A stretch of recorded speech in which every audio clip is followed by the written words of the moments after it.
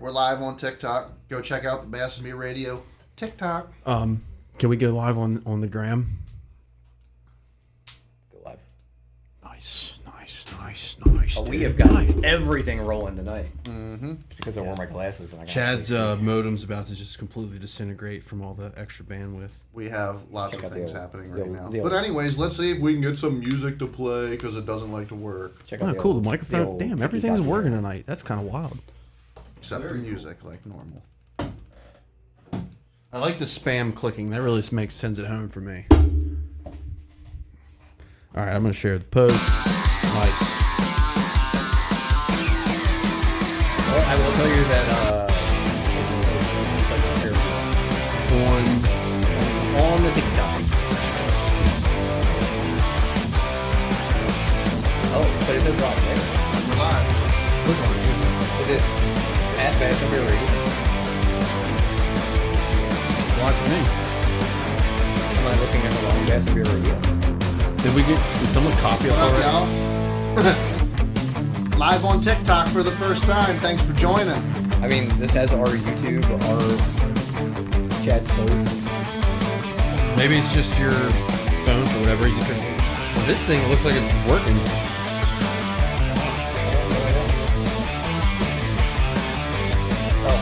What's up, Andre? Thanks for joining, brother.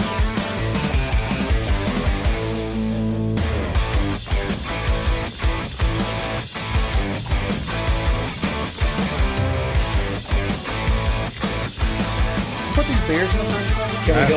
Can we go live? Yes. Can anybody see go live? Yeah, we got people on TikTok. Chilling. What's up, Toucan Sam? All right. I love that name. Why can't I find it?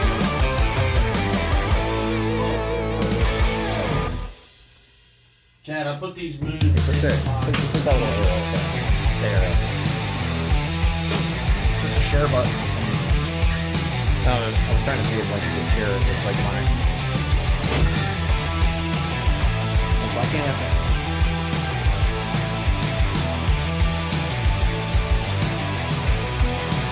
As long as drinking beer isn't against TikTok's policy, we're going to be good to go. Cheers to TikTok. It First can't time live. possibly be against it.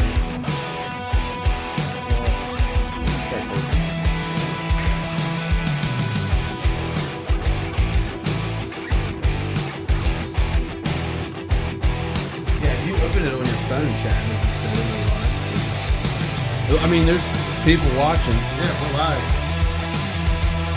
All right, well, we're rocking. We're rocking. Rocking and rolling, boys. Tonight's post is brought to you by Miller Extra Light. Don't drink this because it sucks. But if you're on a diet, it works. So you know, whatever. I'm on a Craig diet. Head, Jimmy, Toucan Sam, thanks for joining, boys. What's up, Craig? What's Ross, going on? what's up, Ross? All right.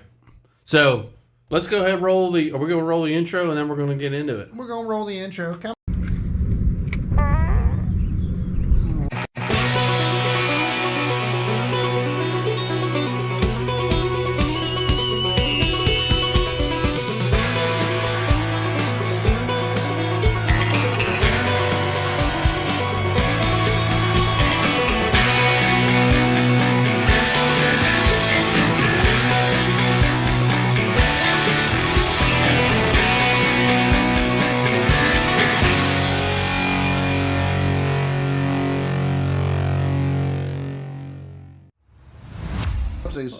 Watching over on the TikTok. Wrong button. What's up, boys? All What's right. up, everybody? Steven, what's going on, man? Thank you. We hope you're doing well as well. Oh, check out. We get the TikTok messages over there too. Come I know, on. right? So we're back. We had to take off last week. I think Paul was busy. I felt like absolute death. Finally getting over COVID, flu, whatever the hell I had.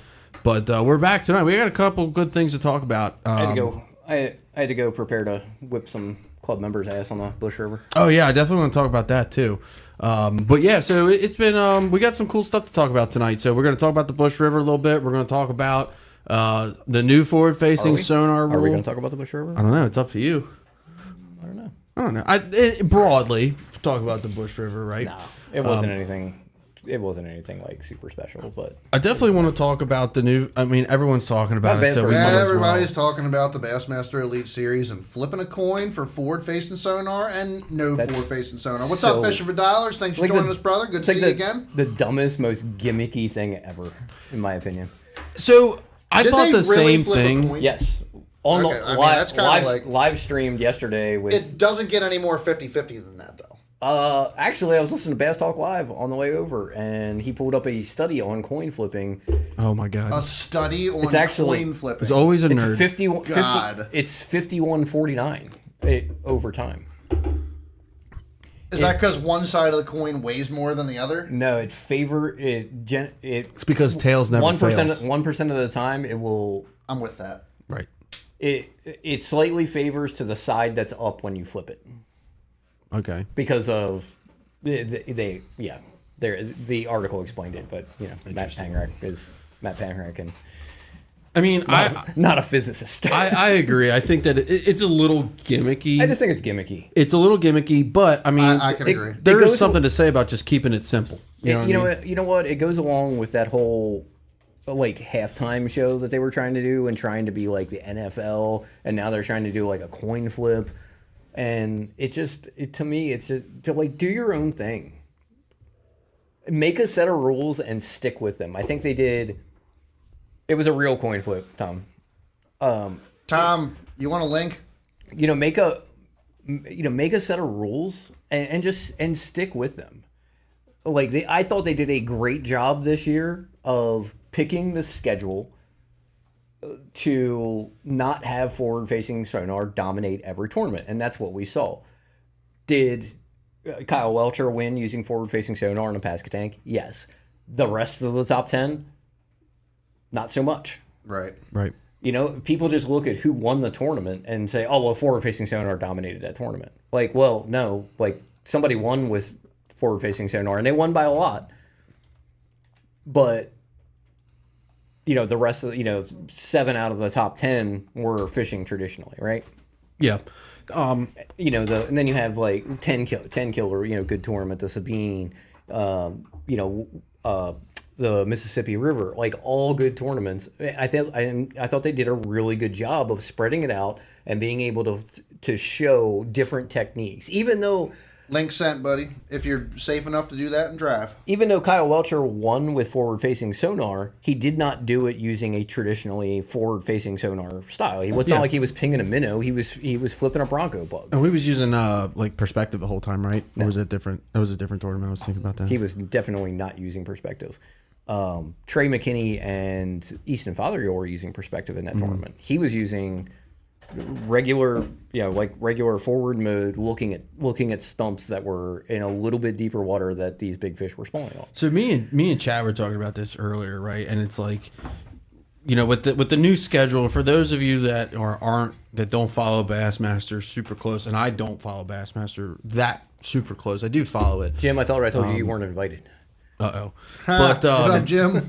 But so basically the 10 tournaments, right? They flipped a coin for each one. We came out with 6 tournaments that allow it forward facing and 4 that don't.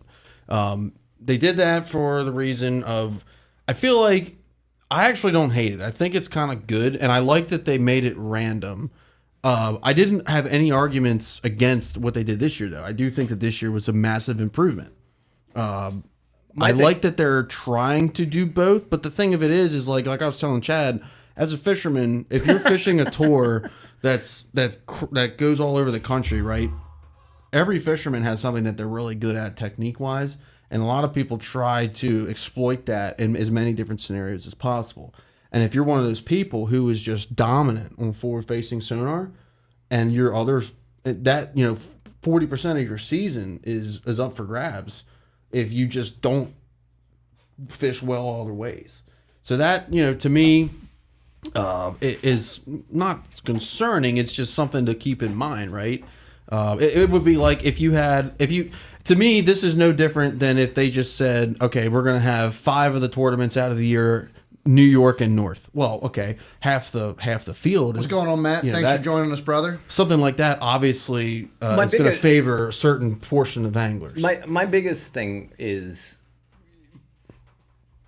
separate yourselves one way or the other. Make a set of rules. Don't try to follow what everybody else is doing. Separate yourselves and stick to it. And stick to it. Be consistent. I can agree with that. Allow forward-facing sonar, but say you're going to pick we're going to fish more rivers where it's going to be mitigated to having a lesser effect, and let the guys use it. Then you have your trail, which is forward-facing sonar, which captures a younger crowd. You have the mix, which kind of gets. I feel like the younger crowd tends to move toward watching like the forward-facing sonar, like the middle-aged guys like us, kind of like the MLF style, where they can kind of use it. They can use it sometime, but they can't use it others. So we want to see both. And then the older guys just want to watch traditional style fishing that they did their entire life, because that's what they can relate to. And we have this year we had 3 platforms for exactly that, right? Yeah. Yeah. Yep. I just think from a business standpoint, no offense to the anglers, I totally respect what they want to do, but from a business standpoint, like the business needs to do what's best for them, not necessarily what the anglers want. Viewership is business. But if they're advertising increase in viewerships, so if you're increasing, but this year viewership was up 20% anyway. Right, that's what so I'm saying. So it's like you didn't necessarily need to come like up you're with increasing you're increasing viewership without doing this, without the rule, doing this. I actually think that this is better for the viewers but worse for the anglers. I definitely think it's worse for the anglers because it's going to change the way you approach something. You know what I mean? Like right, guys, like Jeff said, Jeff wants to see people catching tanks. Like that's what I feel like. That's what a lot of people watching fishing just want. They just want to see people catching big fish. Yeah. Well, that's why we should have every tournament on the Sabine. Not like your weekend, not like your weekend tournament anglers, but like just like the Joe Blow who goes out. He fishes a couple times a month, turns on Bassmaster. Do you think he really cares like how they're fishing? He just wants to see big fish get caught. But it is what it is. I think that I think the fact that Bass Joe, Live, I don't think you're going to see Trey McKinney drop out of the top 10 in AOI. I think Bass because Live, you can't beat 300 forward facing sonar or not. It's hard to beat 300 plus days on the water. I don't know. Milliken saying the video viewing is at its all-time high during forward-facing sonar. If viewership is at its all-time high during forward-facing sonar, why are they making all these changes? Okay, then why are they lying about? Then why are they lying about views? Because they're advertising that their viewership's going up. Something that's more popular draws more attention. Or are we not even considering? If it's going up, then obviously they're gaining market share. I'm just saying, stating that what you have going on is a very popular thing right now is going to draw more people in to watch it, whether it's actually popular or not. What if the move? I got you. What if the move was actually angler driven? What if the angler committee got together and said, "This is what we want"? They did. So honestly, to be completely fair, from a business standpoint, fuck them. If that was split decision between half the field, because guess what? There's 150 guys in the opens that are waiting to take their spot. Yeah, no, I agree. Yeah, there's a lot of guys. I agree with that. So I think, really, I think we're going to see a little bit of a mix-up here. You got some guys that are incredibly dominant on forward-facing sonar, but one of the things that I did think that split that we had in the 4 to 6 was pretty miraculously even in, they got Champlain with no forward-facing sonar, but St. Lawrence with forward-facing sonar. Yeah. Santee Cooper without forward-facing sonar, but you don't even need it at Santee But then you Cooper. have the Arkansas River with forward-facing sonar, which is not going to matter because you don't need forward-facing sonar on the Arkansas River. What's up, Tyler? We got Tyler Hawthorne with UMA Lure Companies in the house. I would have Lure loved Companies, custom balsa baits and soft plastic, some of the best balsa wood crankbaits on the market. Jim said the same thing Get you some of that. That we saw Jeff say. People just, regardless of how it's called, people want to see big fish get caught. Yeah. The only person that wants to see 8-pound limits is Greg Hall. I mean, I kind of enjoyed the Sabine tournament. I Gotta throw Greg out there. I thought it was cool. Tags Greg. I thought the Sabine tournament was cool just because it was different, but I would not want more than one of those tournaments. Oh a year. God.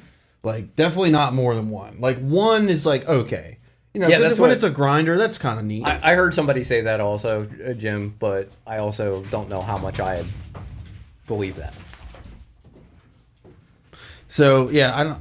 Now my question is going to be so. Like, how do they word the questions? Like, is it, are they, guys voting for a straight ban? Like, what are they voting? What are they voting on? My thing is, We don't know, and we probably never will. it's going to be funny, and I don't necessarily believe that this is going to happen, but it will be funny if that core of if that First comment. So Sabine is trash. What's up, Chris? Thanks for joining, brother. If that core group of anglers that we say dominate with forward-facing sonar just bomb those forward tournaments, I'm going to laugh really hard because if that happens, it reinforces this old timer argument that these guys can't fish without forward-facing sonar. God damn But it. we've already seen it from them though. No, I agree. Andrew Loberg, second place on 10 killer, which was all flipping. Trey McKinney was top 10 that tournament. Yeah. JT Tompkins top 10 that tournament. Ross, thanks for the follow, brother. Guys, if you're I watching think on there's TikTok and you enjoy our show right now, do us a big favor and like it and share it. This is our first night live on TikTok, and we'd love to get some more people up in here hanging out. So thank you very much for the follow. Fishing for Dollars asked what we drinking tonight. I got a Blue Moon currently right now, and then Paul and Tony are working on a Miller Extra Light. I guess they're on some type of loser diet. Not sure. I'm on a loser diet. I'm absolutely on a loser diet. Right, like Chris said, Trey can fish. And I think there's a misconception that these guys have never fished without forward facing sonar. Mm-hmm. Forward facing sonar really only came about like 5 years ago. Most of these guys are in their early mid 20s, like, and they've been fishing since they're 12 or younger. Like they grew up fishing without forward facing sonar. Now they got it at a young age and were able to critical to learn age. it. Yeah, like Right. but I considered it like I was Wesley telling Gore- Chad. It's kind of like what we were talking about earlier. Yeah, like I was saying with if you compare it to baseball, right? Because I played baseball up until I was in college, right? Like guys that are in the Major League Baseball right now played baseball like exclusively from age 10 forward. And what I mean by that is it's like you played baseball during baseball season, and then when you weren't at baseball season, you probably played fall baseball, or then you had winter baseball. And I mean, you were at training camp. You were doing something. You were still going to the batting cages. Right. And it's like, we're almost at that point where it's like comparing anglers, like we'll say Trey McKinney because that's a hot button name. We'll say like comparing an angler like Trey McKinney to an angler like Denny Brower or KVD, who was great in their time, is so different. Somebody so different. Somebody mentioned the other day that if you take a Rick Klon or a Denny Brower and one of these 12-year-olds, they are worlds past where those guys were at that 12. age. Oh, they can do things that 100%. those guys would never 100%. dream Yeah, of. I can because agree most with of that. those guys didn't even start until they were in their. They didn't even start really bass fishing until they were in their mid-20s. And it's not even that. It's like I remember back in the day when I first started bass fishing, and Christ, this is 2018, right? Before forward-facing sonar, but even so, but you can go back further. Like the old timers, like the Rick Kluns of the world, the Roland Martins or whatever. When they fish tournaments or practicing for tournaments, you catch a fish, and you make a conclusion, right? This fish bit this bait in this spot because of this. An assumption. Okay, it's an assumption. There's nothing to fact check you. There's nothing. They had nothing. They didn't have 2D to say, oh, there's a rock, a brush pile, or oh, there's a little creek channel here with mapping. It was right? all time on the water, natural intuition, learning and understanding seasonal fishing patterns. Right. And So then, you know what I mean? Like, And you don't- I understand, like, the hype of forward facing. Oh, you can go to some place, you can eliminate dead water faster. You can find more quickly what the fish are reacting to. Makes you more efficient because you can It cast to that makes you- stump every time. It makes you more efficient. I Or that understand rock that, pile, but like whatever. in my opinion, this is just me thinking about it out loud and the way that I look at things. Forward-facing sonar. Forward-facing sonar is one skill, Would you like a scone? but being able to use traditional fish patterns to catch fish was a whole nother skill that not necessarily is eliminated. You still have to understand fish patterns, but Right. you don't have to. Here's my thing, right? The thought. So Well, I'll let Paul go, yeah. it takes it from, and we talked about this the other night. It takes it from a game of calculated guesses, because that's what it is. It's still, you're still gambling, right? It's What's up, Charlie? Thanks for joining, brother. I told Chad the other night. It's like going all in with pocket aces. You're gonna win most of the time. Yeah. But there's a percentage of time you're not going to win, right? That's your intuition fishing. Like, I'm going to go to they should be on these rock piles. These are the rock piles that I'm going to check out. I should be able to catch them based on time of year, etc. Right? I got a 90% chance of catching fish on there. That's actually what they're doing right now, Matt. So this is one of the things we're talking about. Is yesterday, out of 9 events, they flipped a coin, and they will have 4 out of 9 events. So 6 events with forward-facing sonar, and 4 events without forward-facing sonar. So they are actually doing exactly that for the 2026 season. Correct. Here's my so other now. thing. So hold on. I want to finish. I want to finish my thought. Sorry. So now, so you have that educated guess, that intuition. They should be here. Where forward-facing sonar comes in, you're still making that educated guess, but now I pull up to that rock pile, I drop my trolling motor, and I know if they're there or not. Rick Clunn said last year that in 6 months of using forward-facing sonar, the biggest thing he learned was that everything he learned in 40 years of fishing about fish movement was wrong. Yep. Here's my big And that's point, freaking right? Rick Clunn, dude. I understand that, but Rick Clunn also had it figured out before forward-facing sonar. Right, but what he's saying is what not he according to him. what he understood about what he thought he understood about fish movement was wrong. And you could take a forward-facing sonar out of it, right? Just getting back to the point that, like, the younger anglers, like you said, these guys, the Trey McKinneys, the Easton Fothergills at 12, were leaps and bounds ahead of Rick Klein at 12, right? And the reason for that is, I think, the access to It's information. actually worse, Matt, because now everybody's going to be pissed. 50% of people are going to be pissed on half the tournaments, and 50% of people are going to be pissed on the other half of the tournaments. So thanks for the like, Ross. Appreciate that, brother. Think of it like this, right? Like, you could literally, if I wanted to learn a new technique, like I've been going down a spy bait. I've been going down a spy bait rabbit hole this week. I went on YouTube. And there are like 3 videos that are 40 minutes or longer talking about the type of spy bait, when to use it, when to throw it, what rod, what line, how to retrieve it. You only get one. I like Fishing for Dollars comment. He is saying he's learned from it. Yeah, you're gonna learn when a new technology comes out. But it's like, my point is, Well, like, that's what he's saying, and that's the point. It's for forward phase. Not to interrupt you, Ken. No, you're good. Like it instead of making that guess of like the fish should have been here because XYZ. Now you know the fish are there because of XYZ. Mm-hmm.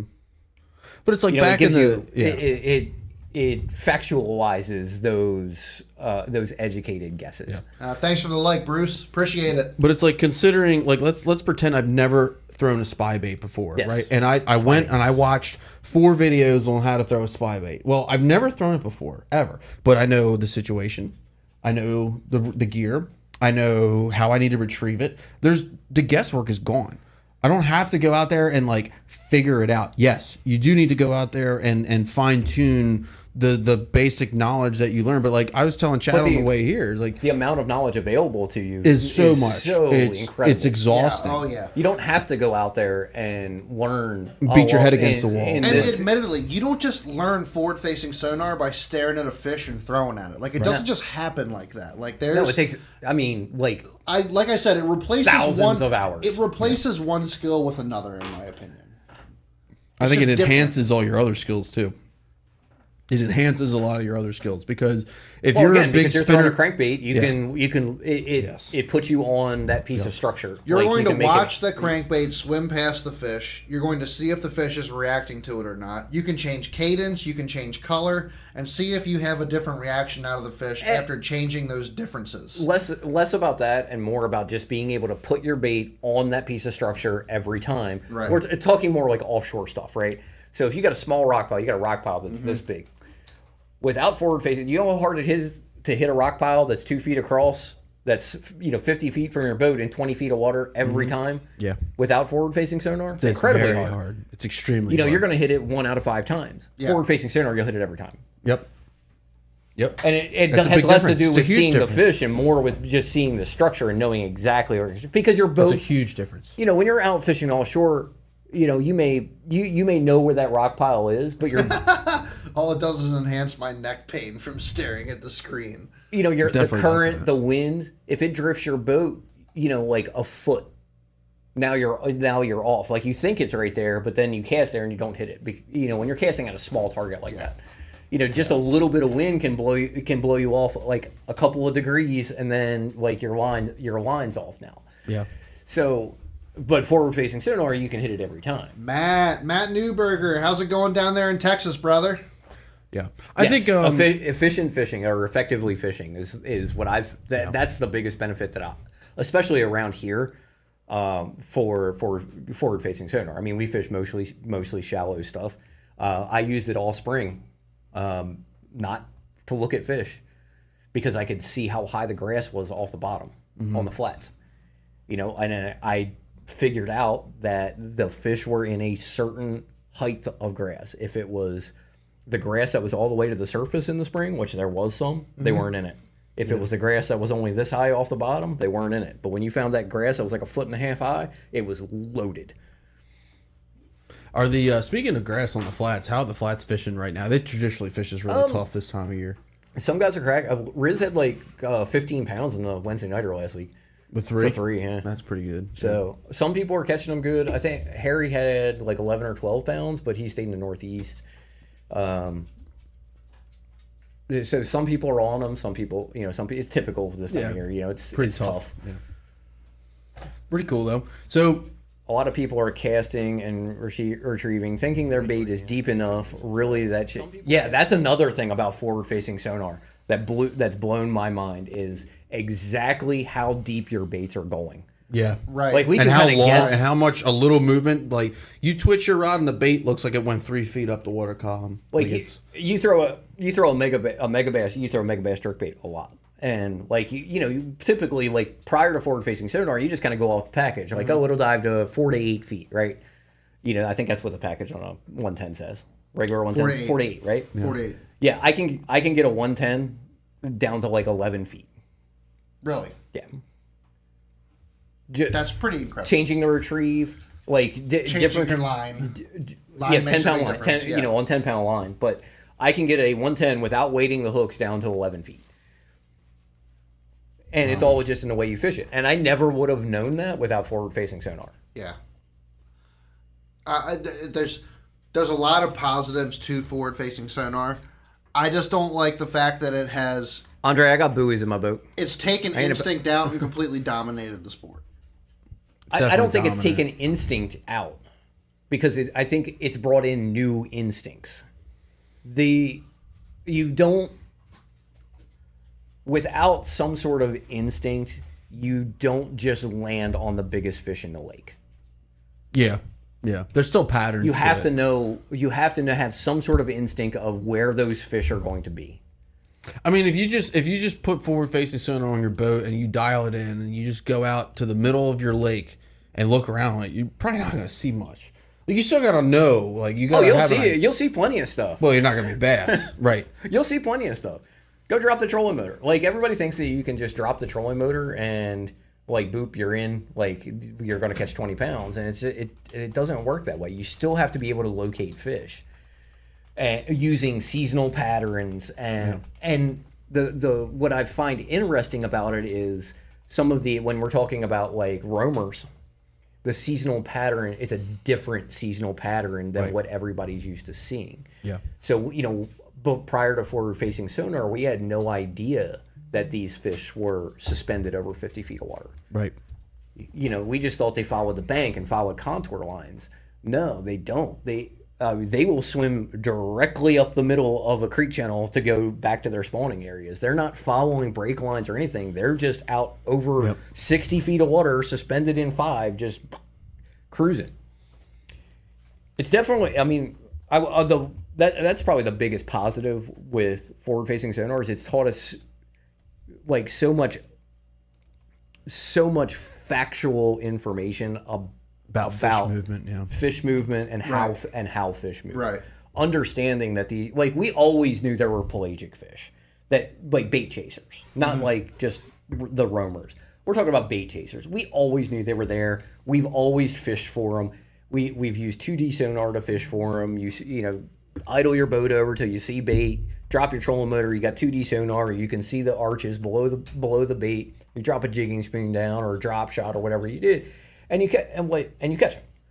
You know, I spent a week on Ontario, 3 years ago, doing nothing but staring at my screen without forward-facing sonar and catching significantly more fish and better quality fish than other people in the group that were with me, because I was utilizing 2D sonar. Me and Mike Powers were utilizing 2D sonar to catch those fish. We were staring at our screens the entire time, just like people do now. Wasn't with forward-facing sonar. So that leads me to the reason I'm saying that is I don't understand the argument of I hate that these guys are just out there staring at their screens now. We were staring at our screens 15 years ago, 20 years ago. Not the same amount. Not the There were same still amount. guys- there were but guys there were doing still it, guys, but it wasn't there were still as guys much, doing yeah. it. Thank you for the follow, Annie. Appreciate it. That's my my point. Like, it was still out there. It just wasn't, because it wasn't as efficient. Not as many people did it. Yeah. Brent, I remember an FLW tournament like 15, 20 years ago that Brent Ayler was in 50 feet of water dropping a Nico rig on spotted bass on 2D sonar. Like, he's literally out in the middle of the lake dropping a Nico rig and waiting 15 seconds for it to get down to these fish. I remember going out with Adam Grumman. Shout out Adam Grumman, good dude. Right. And freaking Dropping on dropping on yellow perch. Yellow perch, in yep. the middle of the winter. Yep. Finding big schools of yellow perch, 30 or 40 feet down, and dropping some of them little freaking finesse jigs or whatever they are down on top of them yellow perch off 2D sonar. It's there's a way to do it. For sure. But you gotta get your settings right. But before forward-facing, yes. But before forward-facing sonar, for bass fishing, it was a lot less popular. It was, yeah. Because it was hard to popular. be accurate. It was hard to follow the school. Yes. It was hard to accurately drop on those fish. Yes, and Yes. and forward-facing sonar did make that a lot easier. I was just talking like from a viewer's perspective. You see it. That's the big comment that you see is, I don't want to see people staring at their screens. Like, people have been staring at their screens for years. Like, I liked it when they it's not they new. actually have the screen on what They you're did That watching. helps. It makes it a That's lot it. better. It That makes it a does- lot better. That helps a lot. that gets makes me, it a lot better. That gets me jacked up. That shit is cool. When you see it, when they pop it on, like when they were on the St. Lawrence last year, and they had I think it was Robert. I think it was Robert Gee. And he throws his bait off that break, and then you just see like these 6 like giant smallmouth come up off the bottom and start following his bait. That gets me jacked up. That gets me jacked up almost as much as that frog bite on John, what's up, John? the Mississippi. We got our good friend John Scungio with What's going on, John? JCS Marine. That was pretty cool seeing that other guy, not Patch Slapper, the other dude that was Caleb Kufo. yes, fishing the breaks in the current. It looked like Joppa Town, but I he was was- slipping a jig, that's catching what I told- smallmouth. that's I what was I like, told- that is cool as shit. That's what I told Frank. I was like, if I can find that when I'm out there, like, I'm good, because it's just like fishing at home. Yep. It's like fishing, when we get like one of them hard outgoing or ingoing tides in the canals. How much like water is there to actually fish up there? I know there's a lot, but like how much is there really? Because So- like if you look at the gunpowder cool. on a map, there's a lot, but there's really not a lot. There's a lot. There's a lot of water to fish up there. Okay. Depending on, and a lot of it depends on the grass level, but Yeah, you can fish a lot of it. Andre is right. This will be a never-ending subject. Put 100 people in a room. Some will be hot, others will be cold, and that's just the way that it is. I completely agree with that. I have a feeling it'll fizzle out by the time we're all old men. I mean, by the time the next piece of technology drops out, which will be Live 360 or something. I feel Well, like- remember I feel like we're still waiting on the jerk off feature. I feel like the biggest thing Basically. is, like, I'm not opposed to limiting it. And Milliken said the same thing. He said the same thing the other night, and I completely agree with it. Was as long as the angler is still looking at something and interpreting what they're seeing, it should be okay. And I kind of agree with that. Yeah. When it gets to a point where it's like, your unit's like identifying the type of fish, this is a smallmouth bass that weighs 3.2 pounds. Right, when it gets to that point, which it probably will. Remember the old somebody brought up that's too far. But in my opinion, as long as the angler still has to look at something and then make the decisions themselves, it's okay.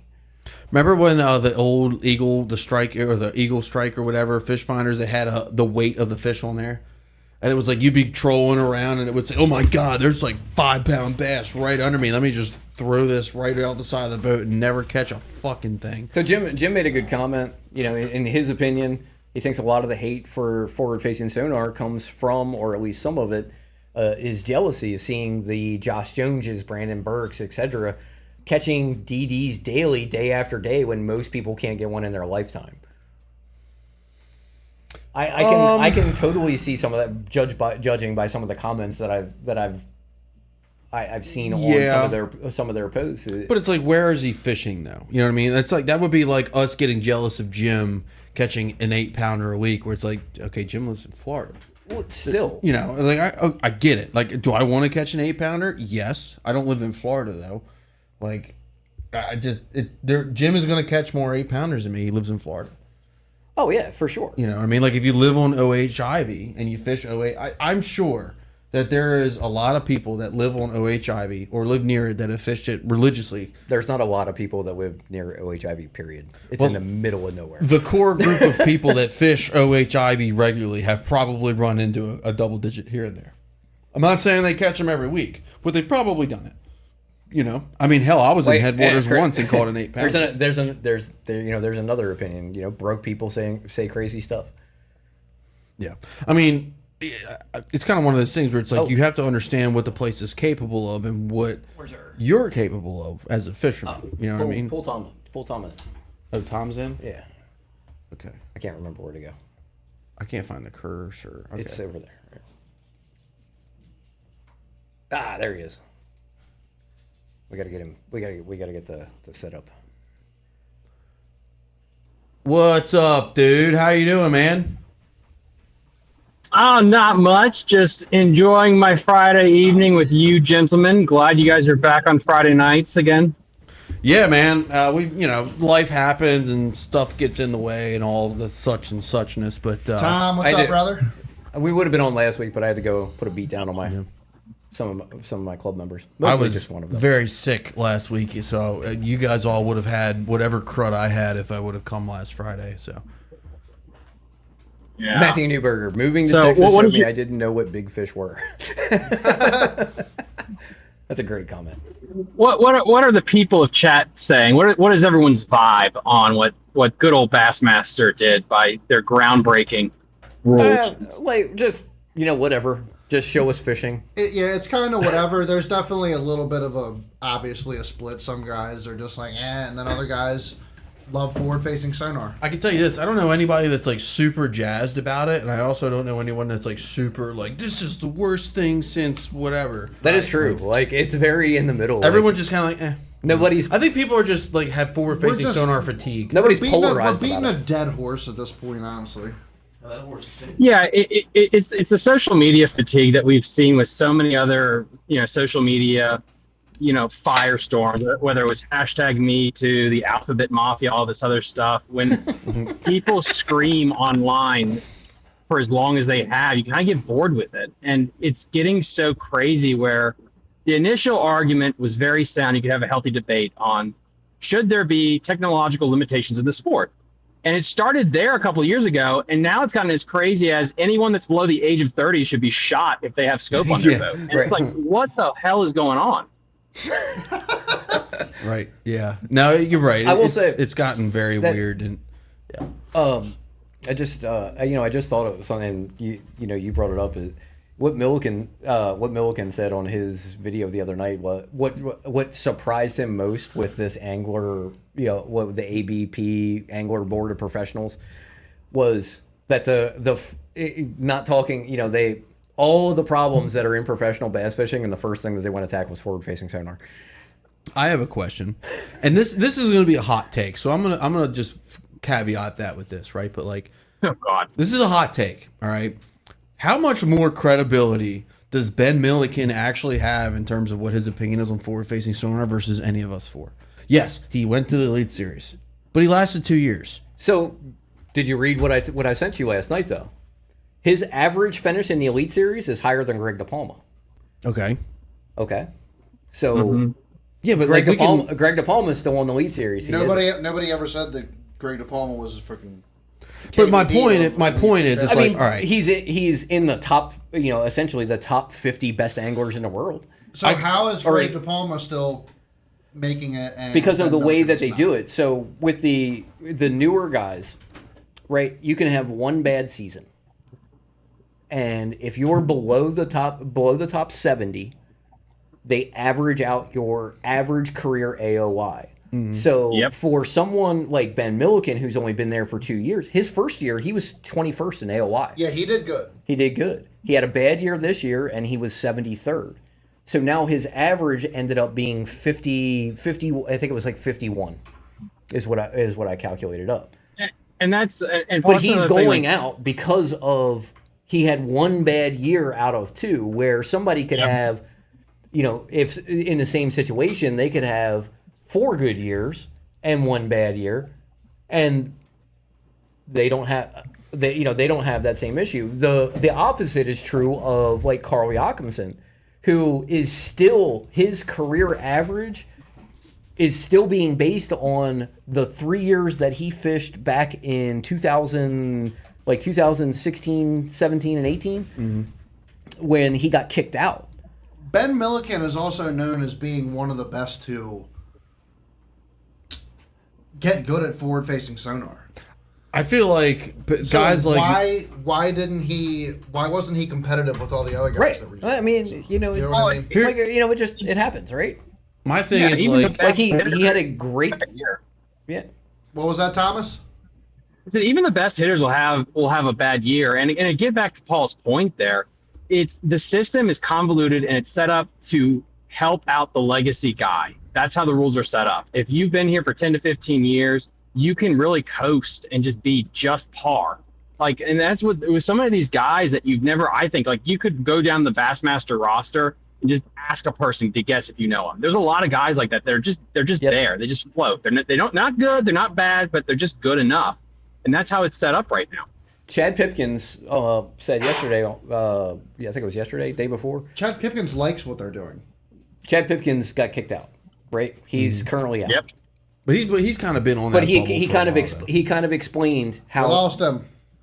No, I'm still here. He just lost his camera. Oh yeah, we Yeah. just lost his camera. he explained like how that whole system works. And he said the kind of crazy thing about it is you can be, like Thomas said, a very mediocre angler, but as long as you never fall below 70, you're never in danger. You could be 68th every single year in AOI, and you're the 68th best person in there. And people that have a much higher career average have a bad year and end up getting kicked out.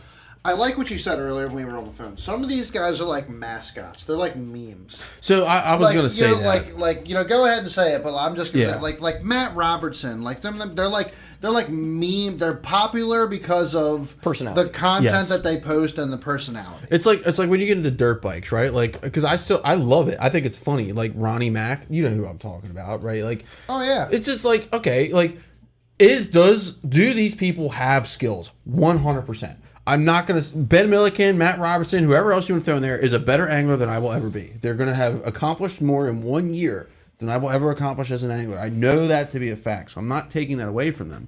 But I will say it's like the meme factor is real, right? Like if you take Matt Robertson's antics away from Matt Robertson, nobody's ever heard of Matt Robertson.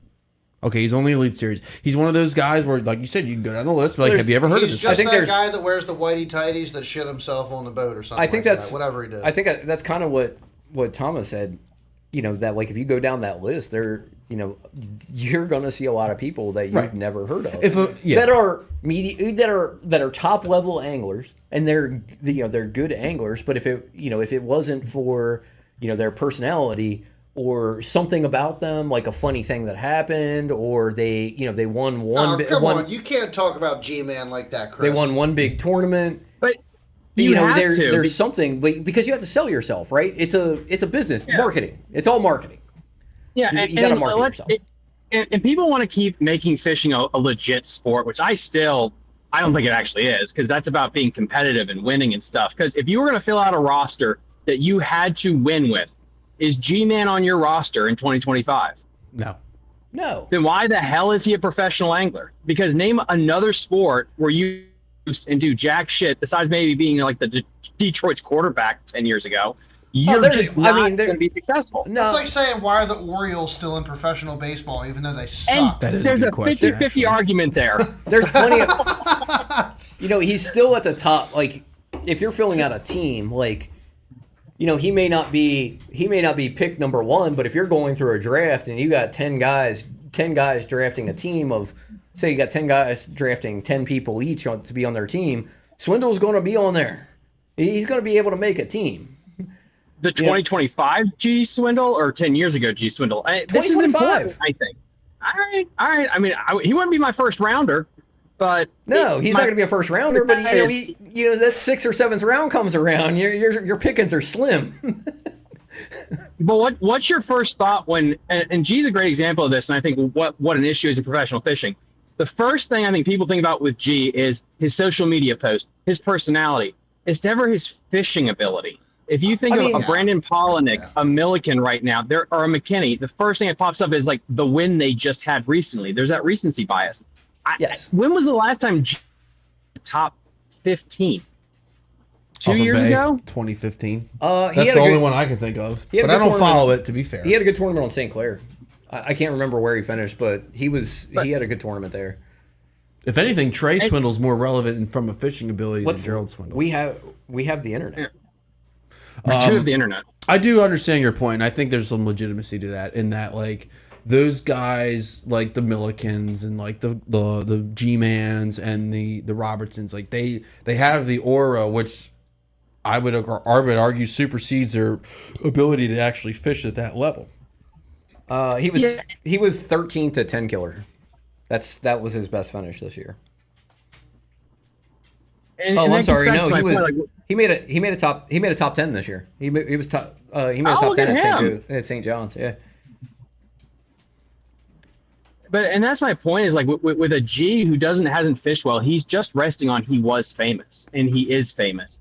And you look at so many of these guys, and I brought this up on Basscast Radio this past week. We are at a weird time horizon here where you have so many legacy guys that are at the back end of the career at the same time. It's almost like if every single quarterback you grew up with all decided to retire in the same 5-year period. Kind of like and you have this. Like, I mean, it did. Manning, Brady. I mean, Rodgers is the last one. Roethlisberger. Well, you have you're kind of. Now you're seeing like that. You're seeing that. You're seeing that. You're seeing that in fishing now too. Yeah. Yep. Yeah. You got your Rick Lund. Skeet Reese just retired. But if forward-facing Menendez, sonar never came around, would these guys still be be having at this the back end conversation. of their career? we would still be having this conversation. I agree. Because I think they'd still be retiring. You can look at their career and see the downward slope. This conversation, it wouldn't probably be. We lost 100 years old. We lost your. Say that again.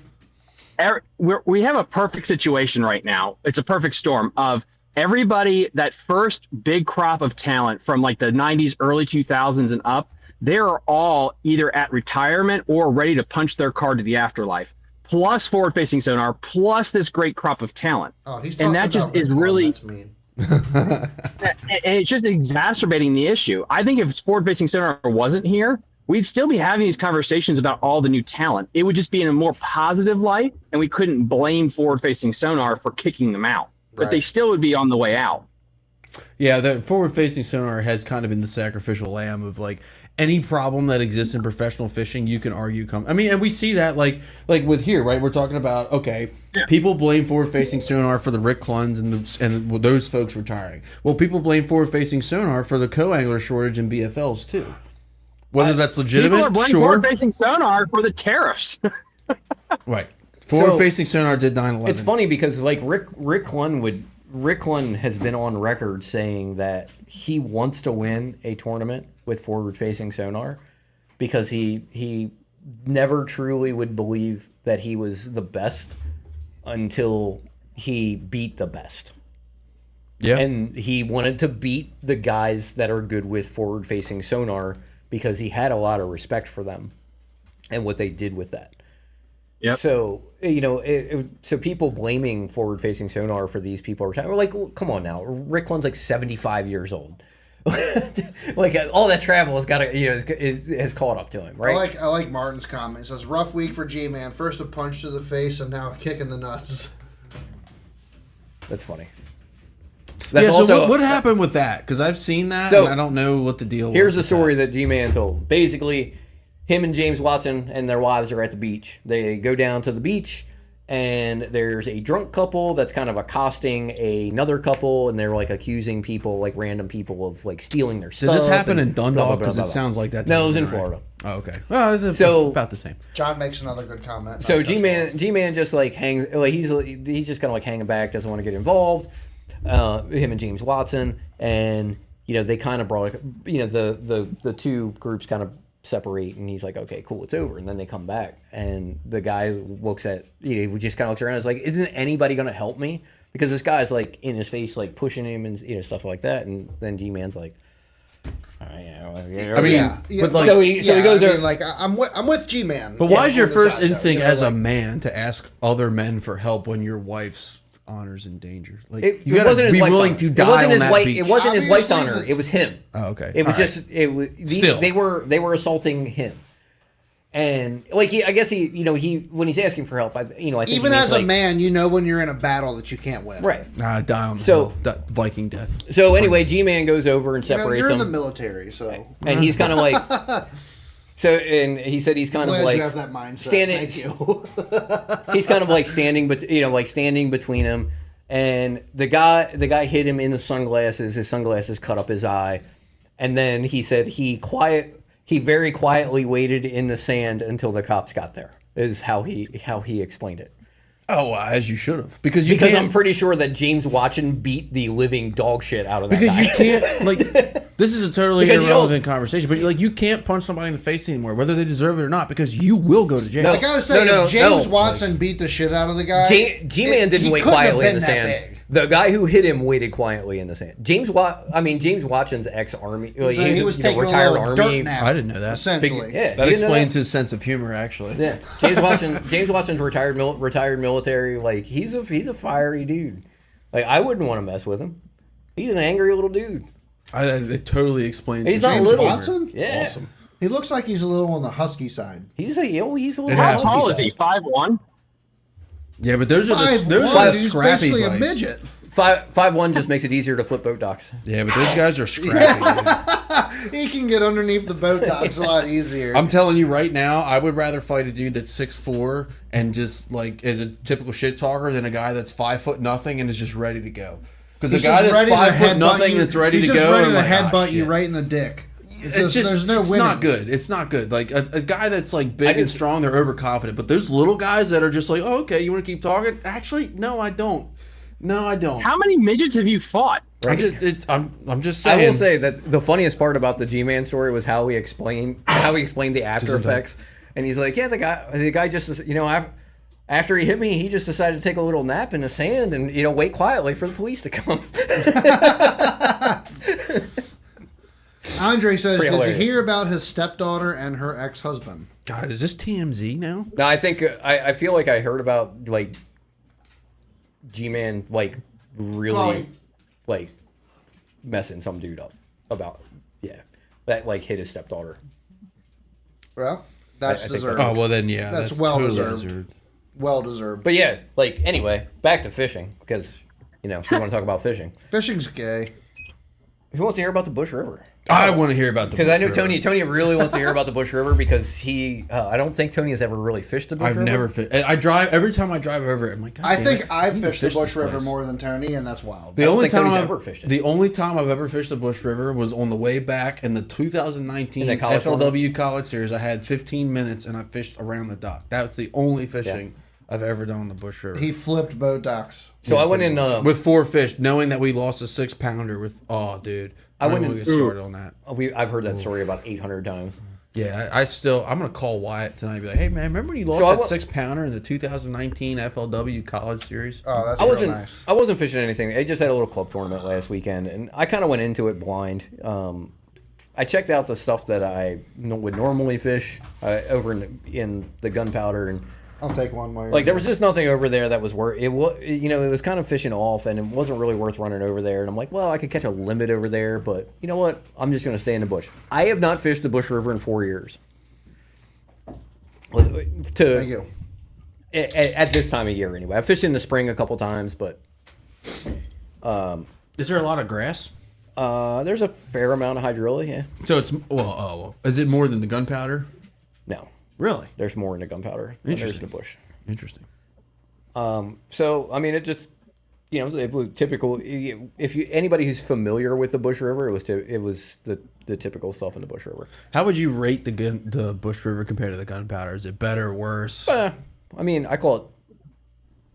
I think I call it 19 keepers Oh, that's a pretty decent day. that day. So Nothing wrong with that. yeah. And I had almost 15 pounds. Okay. Yeah, that's pretty decent. I don't know. I just like the bush is one of those things where it's like it's right in my backyard Spinnerbait, and I baby. just never fish it for no reason other than I don't have any tournaments there, so I'm not going to fish it. Yeah, Which kind of stupid because it might be you might learn something cool over there. You know? It was all. I mean, really, it came down to like breaking down water and figuring out what they were doing, and I was able to do that pretty quickly. And I caught we launched at 6:30, and I had my limit by 7. It was 7:57 when I had 5. How many calls did you make? I don't know, 4 or 5. Oh, okay, so that wasn't like you caught them all early and then just kind of caught them here and there. No, I caught my big fish late. Like I caught my big fish afternoon. I went back into another creek, and in a really clear creek, it's a very clean, clear water, no grass, and caught it on a Nico rig, which I don't throw a Nico rig a lot, but that was kind of cool. Any snakeheads? I saw one small one. There's been it's been worth talking about that. There's been I say severe like it's a bad thing, but there's been a noticeable decline of snakeheads, it seems, this year in our local waterways. I did say I have not seen a decline in them out on the flats. I can say that. The flats, oh my God, the flats they're are full been out there. on, but like the gunpowder and south, there's none. Yeah. But the flat, oh my God, dude, the It amount could of be a- snakes on the flats is ridiculous. could be a bait thing. I think it contribute a lot to bow fishing. Bow fishing. I mean, there's so many variables. Who knows? They've So also moved. That's the biggest thing. Biologists and stuff like that. I'm pretty sure they're sentient creatures because they understand the pressure that's on them, and they learn really quick to get out of the obvious places if they're being they're being hunted. And they've been They've been around for a while too. So Yeah. they've been Now they have, documented. They've been documented moving like 20 to 30 miles. really, With tagged fish. Yeah. Tom Over caught one in the bush that was tagged at the dam. really, that's pretty Yeah. neat. That's very neat, actually. It was wild, isn't it? Oh, you mentioned catching them. I did catch most of my. I caught most of my fish early. It was one of the other reasons. What's I up, didn't run to the Patrick? gunpowder Thanks for joining, brother. Was a tide. Yeah, The low tide was at 8 o'clock. We were launching at 6:30. So if I run to the gunpowder, the tide's 45 minutes behind the bush, so it takes me 30 minutes to get over there. I've got what then I've got like 45 minutes of outgoing tide to fish. Where like if I stayed in the bush, I would get 2 hours of outgoing tide. So there's part of that decision making, right? Even though I haven't practiced. We don't have a username, but it says user 44111. What's going on, man? Thanks for joining us, brother. We appreciate you joining us on TikTok. yeah. If you're into fishing, ask us a question. We'll probably way overanalyze it and give you a long answer. Yeah, love to have you. Oh, it's Nick. What's up, Nick? So that's that was the first decision was before the tournament even started. Nick, hit that like button. Because we're limited. We could go.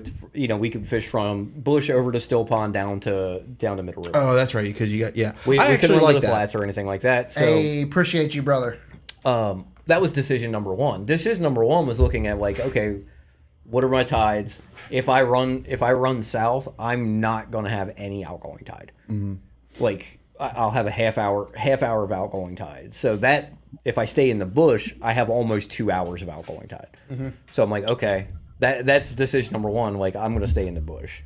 Then I just had to figure out, like, I know there are fish in the bush. That's not a big deal. I can usually catch fish over there. If I could ask you, fine gentlemen, in 5 years, do we still have 3 fishing leagues? Oh, we want to get back. We want to get back on the professional stuff. Okay. Between elite, MLF, And NPFL. NPFL. So here is my That's a good my question. worry about the NPFL. And I thought the MLF was going to fold by now, and it hasn't. they made some good changes, and now they have a pretty good product. MLF. And they Yeah. get the farm system. So let's start with NPFL. Here's my worry with NPFL is it's no forward-facing sonar. The younger generation is coming up with forward-facing sonar. In 5 to 10 years, it's just going to be the guys that started with NPFL and not a lot of new people coming into it. That's a good point. Makes sense. Because they don't have any kind of feeder system. Yeah. So how do pay you to get play. in? How do you get in? Do they just invite Invitation, yeah. you? Okay. Invitation, you can write a check. Here's what I see about the NPFL. I see the NPFL I see it being bought by Bassmaster and it becoming like a senior league. Because there's a lot of talk about that too. There has been a lot of talk about a senior league. I could see senior league, Bassmaster really? buying the NPFL and making like an old timers league. Like a Legends League. Yes. I think Zona said like it would be cool to have not like a full trail, but like a 4 tournament like seniors league, like where because we're talking about an older generation, older anglers. Not all of them can travel. For 9. It's hard on the body to travel for 9 tournaments. I feel like that would be getting into what a lot of people have asked for between having a league of forward-facing sonar and a league without forward-facing sonar. Essentially, yeah. Because then you get because I think the biggest thing with forward-facing sonar is the fans are not fans of bass fishing; they're fans of certain anglers. The money to make 2 elite series, one with and one without, is just not there. Right, but a senior tour. Well, you say that, but we have 3 leagues, and there's not enough money there. I mean, it's not I there think for one it's- company. Yeah, the thing is with the NPFL that's kept them alive is they're smart enough to stay out of the way of the 2 older siblings fighting each other. Yep. And that's keeping them alive. And so I honestly think NPFL's future really depends on what MLF and Bass do, honestly.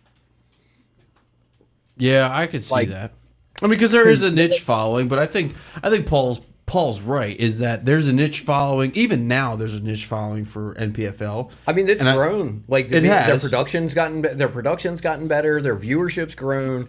People are watching it. I watch NPFL. You know what they need to do? It's fun. You know what they need to do? Because I don't care if you're using forward-facing sonar or not. I just want to see you catch fish. They need to make the 45-minute episodes like FLW used to do because those were awesome. We have talked about this for the last 5 years about live fishing. Live fishing is not entertaining because there's no story to it. That also Exactly. exactly, and that exasperates the forward-facing sonar issue in itself.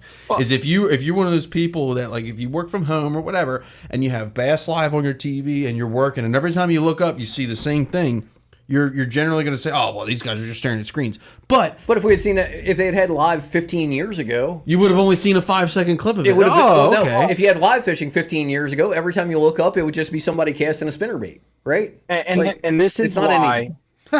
It's just Jim, boring. the NPFL is basically the WNBA. Don't tell that to Hackney. The problem is, I think their books are probably the best right now. But I think this is the hottest take. I think that's why, to your point, I think Major League Fishing is still my long-term bet to come out on top because they understand the marketing and what needs to happen. You need a TV product and you need a professional series and you need grassroots. And that team thing they're doing, if they just mix that recipe a little bit, that is your TV product to get the normies involved. That is awesome. Someone explain that to me. So after the MLF season, they have been doing. They did it last year and this year, and they've changed the format up a couple of times, or over the year. But it's essentially they have team tournament this year. This year they did like it was almost like a head-to-head type thing. Not quite. It was 4 teams in the top. 4 teams fished on this day, and the top 2 moved to the next round.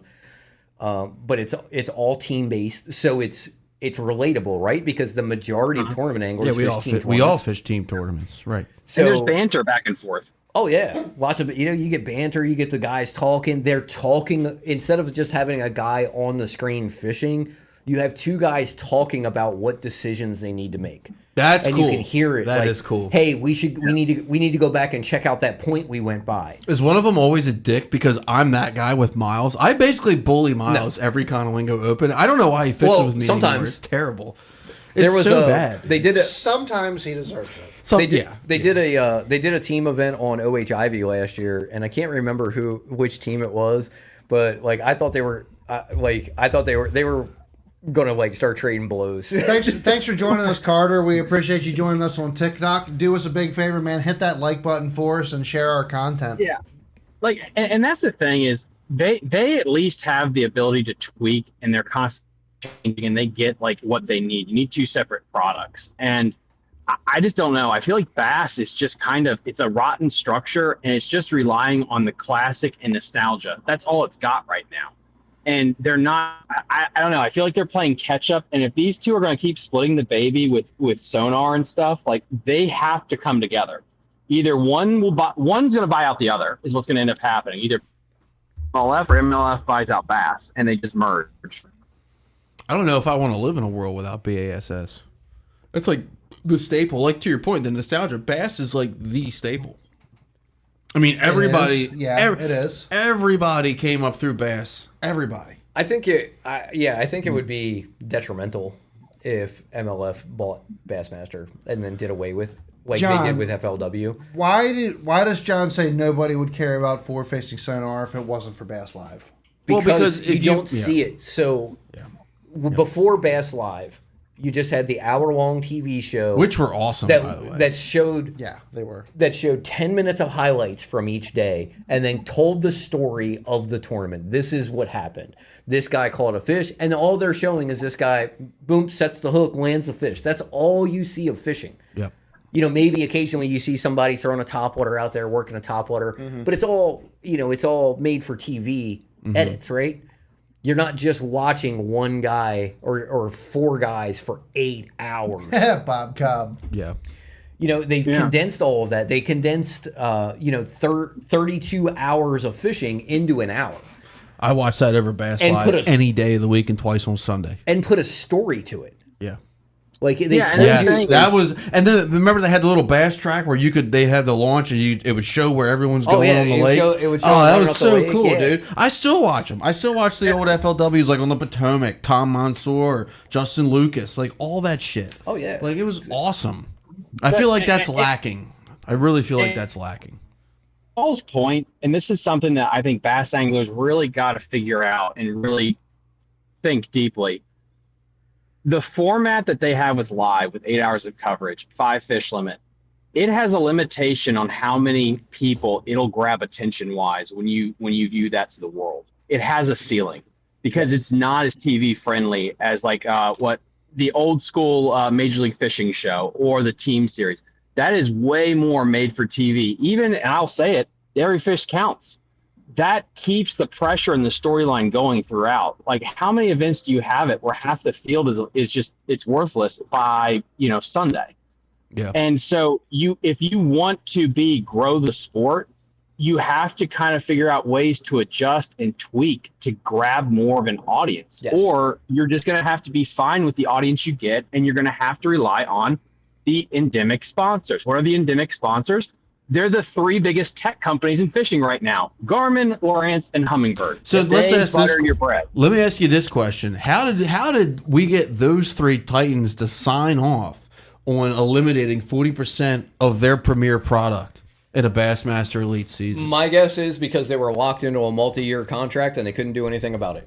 That's a tough one. I mean, maybe. You're asking the good questions. Thank God. Maybe, but like, dude, come on. We're talking corporate lawyers. We're talking like multi-billion-dollar companies from Bass all the way around. There is no way the best group of lawyers at Garmin, Lowrance, and Humminbird saw 40% of their premier product being cut out, and we're like, yeah, this is cool. No, they absolutely had to talk about this before. But they're also there. You know, it and also contracts were renegotiated. They had to think about the other side of it too. It also gives an opportunity for them to more so highlight some of their other product as well as more their screens, their side imaging, things like that. So there's another side to it. But I think it's more that there was a multi-year contract there and they couldn't really do anything about it.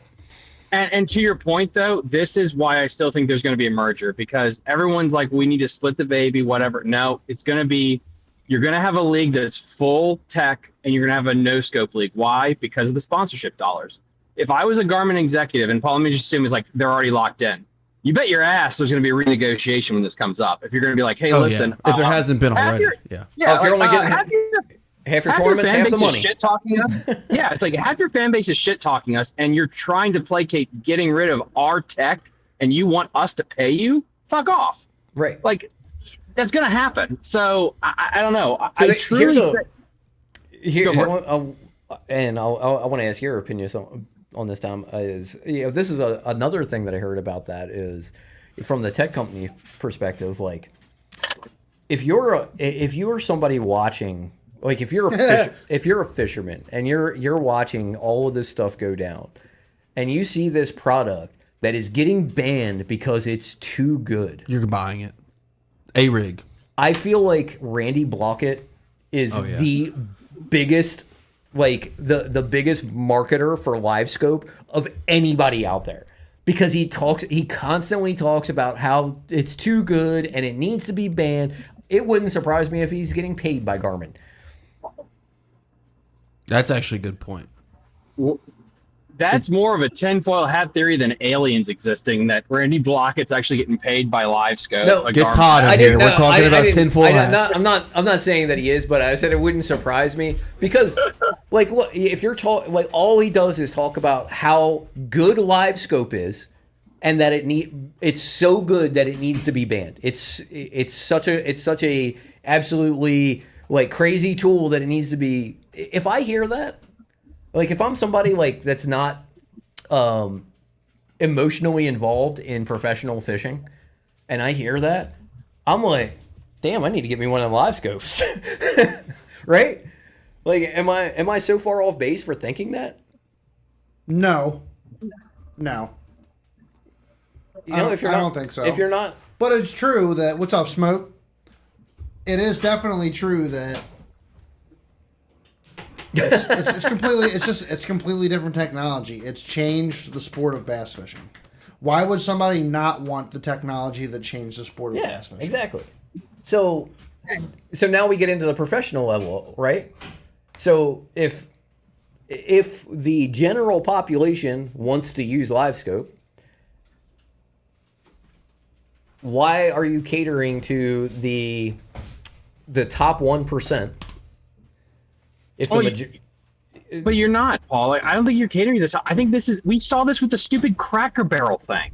You get some retards that are very vocal either in your company or on social media, and they can threaten anyone to do whatever you want. But you have I feel like they are catering, because, you know, we hear about this angler vote, and we hear the numbers coming out of that 70% of people were in favor of, well, a restriction or some kind of ban. Whether those numbers are true or not, who knows? But like, you're catering to them? Like, why would you cater to them? It seems like you're shooting yourself in the foot when your big sponsors, the sponsors with the most money, and I'm not talking from like a fishing ethical, any kind of, I'm talking purely from a business standpoint. 100%. If you're three sponsors that have the most amount of money to spend with you, Garmin is a multi-billion-dollar company, right? Multi-billion-dollar. I mean, Humminbird with Johnson Outdoors is not. Yeah, they're huge. They're massive. Garmin could buy Humminbird and it wouldn't affect their bottom line. That's how big Garmin is. 100%. Because Garmin is way out. So anyway, they have, like, you have your three your three electronics company, which are those are your biggest bucket for investment dollars. Why are you essentially trying to cut them off? Because they're cowards and they're afraid of. So this is that you're asking all the right questions that I wish everybody on social media would ask. So let's go down that rabbit hole. Let's just say door number one, Bass comes out and just completely outright bans scope. And let's say Major League Fishing does too. Both of them say, hey, no more scope. What do you think the next thing would happen is? Garmin, I think they're pulling their sponsorships, or they're threatening to Yep. at a minimum. At a minimum, And they're then the threatening to. And the next PFL says, guess what, guys? Scope's allowed over here. Garmin, Lowrance, Humminbird, and Right. And then you get Lowrance, Garmin, and Humminbird. Oh, sorry, you're cutting. We're out losing there. you, Tom. You might be driving through like Virginia or something. Virginia is the worst phone service of all time. Oh man, now I have a cliffhanger because what Tom was saying sounded really smart, and then we lost him. To Jim's point, they're all going to sell electronics no matter what. Yes, but if you start limiting how much exposure those electronics get, you're just cutting money out of your own pocket. No, and to answer his question, everyone knows Apple, right? Yep. Okay, let's just say tomorrow a company, another says like, yeah, we'll sell Apple products, just not iPhones. Doesn't that hurt Apple? It's the same thing with Garmin. What do you think their hottest item is? It's scope. It's the same thing. Yep. Yeah. I mean, everyone's been trying to copy it forever. Yeah, and they're still the best, and they get the best software and everything. So, like the idea, I've heard that before online. It's like, well, it's not their only thing. It's like, yeah, but that's still like telling Apple, like, just don't sell your iPhone. It's like, oh yeah, that wouldn't hurt their company. Like, it's still a problem. And again, if Major League Fishing or Bass decided to ban it, PFL the next day would allow it and rake in all that money. And that's why Bass or MLF will not ban it, because they want the money, and they know damn well, because of how they have with these three organizations, if they ban it, they'll just go push their money to somebody else. Right. And they want the money. Yeah, I think they're kind of held. They're holding the wolf by the ears. Pat. Yeah. I was listening to Pat Schlapper, or he an interview earlier this week, and Pat Schlapper has been involved in the fishing industry for a very long time. He worked with Shields. He's worked for Shields for a very long time before. Shields is awesome, by the way. If you've never been professional to Shields. angler, and like he looks at this like all of these limitations as like that the anglers wanting them be as again you want it now, but in 5 years from now, when that slice of the pie for the anglers goes from this much to this much, you're not going to be so happy about that decision you made, because there's going to be, if there's less electronics use, there's less money being given out for sponsorships, there's less money being given to the organization, which means the payouts are going to go down because the organization doesn't have as much money to put into it, and it's just going to it's going to shrink instead of grow like it should. And probably one of the reasons that the payout for an Elite Series is $100,000, the same as it was 25 years ago. I did see it. There was an interesting post on Facebook that I saw that had a list of 10 anglers on Bass and a list of 10 anglers on MLF, and it showed like how much you win for this place finish and AOY and all that stuff. And MLF is like so far ahead. And it's just funny because, this is a different topic, right? But like Bass has come out and said, like, we're going to do this for the anglers. It's like, well, you're still not holding the candle to MLF. Did it include the $55,000 in entry fees they have to pay? I don't think so, but probably not. Probably not. So that's a big thing too. So if you're paying $5,000 per, I guess it's $45,000. They have 9 tournaments, $40,000, whatever it is. If you're paying $5,000 a tournament to fish, and for easy math, you have 100 guys. You do the math. That's a lot. Yeah, it's $4 million that they have to put into prize money. Yeah, from entry fees. And that's just from entry fees. That doesn't include the sponsorship that's going to go to entry fees. Right. That's $4 million that just go in prize money for, for $40,000, 100 guys. That's $4 million over the year that gets put directly into those entry fees. It's definitely a rabbit hole, man. Like it really is. And like Smoke has a good comment. Everyone hates catching more fish, said nobody. Forward-facing sonar on social media changed the learning curve. Now the older guys can't take the off-season off and still compete with the younger, hungrier guys. That's absolutely true. We've talked about that a couple of times about when you get older, when you get outside your 20s and you have a family and you get married, you start having kids, that amount of time that you can spend on the water now is shifted into time spent with your family and doing other things. You can't spend 300 days on the water a year like you used to be able to. Tom, you still with us? So you'll see. I mean, that's where you see like the young guys, and then as the young guys have been here for a while, then as they start to again grow they get other responsibilities. Then you see that their domination just starts to slowly go down. Did we lose Tom for a second? No, we got him back now. Hey, we got him back. back. Hey, there he is. We lost you. No, and Paul, like, to your point, that's with every sport. When you're a hungry 18-year-old in football or baseball, you put in more work, you do the hours and stuff, you don't have the commitments, and you get a wife, a kid, some stuff, and you don't spend that extra 2 hours at the gym. That's how a career works. And that, I think Milliken even talked about that. Like, why aren't you limiting that stuff? Because I know some kids that are practicing for like this Toyota event. They have no job. They're sleeping in their truck and they're fishing 2 weeks straight on the Potomac to get ready for the Toyota event.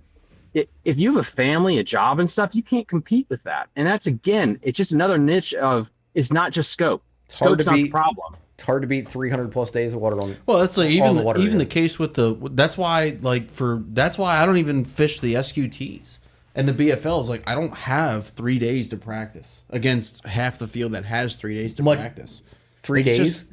There are guys that practice for BFLs for 2 weeks. Yeah, it's like like you're just throwing your money in the pot. Jason, to be great at anything, you have to be selfish. They won't even. That's a fact. They won't I agree with even. that.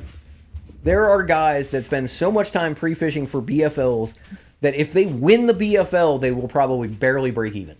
Yeah, more power to him. Like I'm not gonna sit here and shit talk him, but it's like from a weekend guy who's who's stupid is trying to compete in a grass. I mean, this is no shade to anybody. How many guys that fish the SQTs are retired?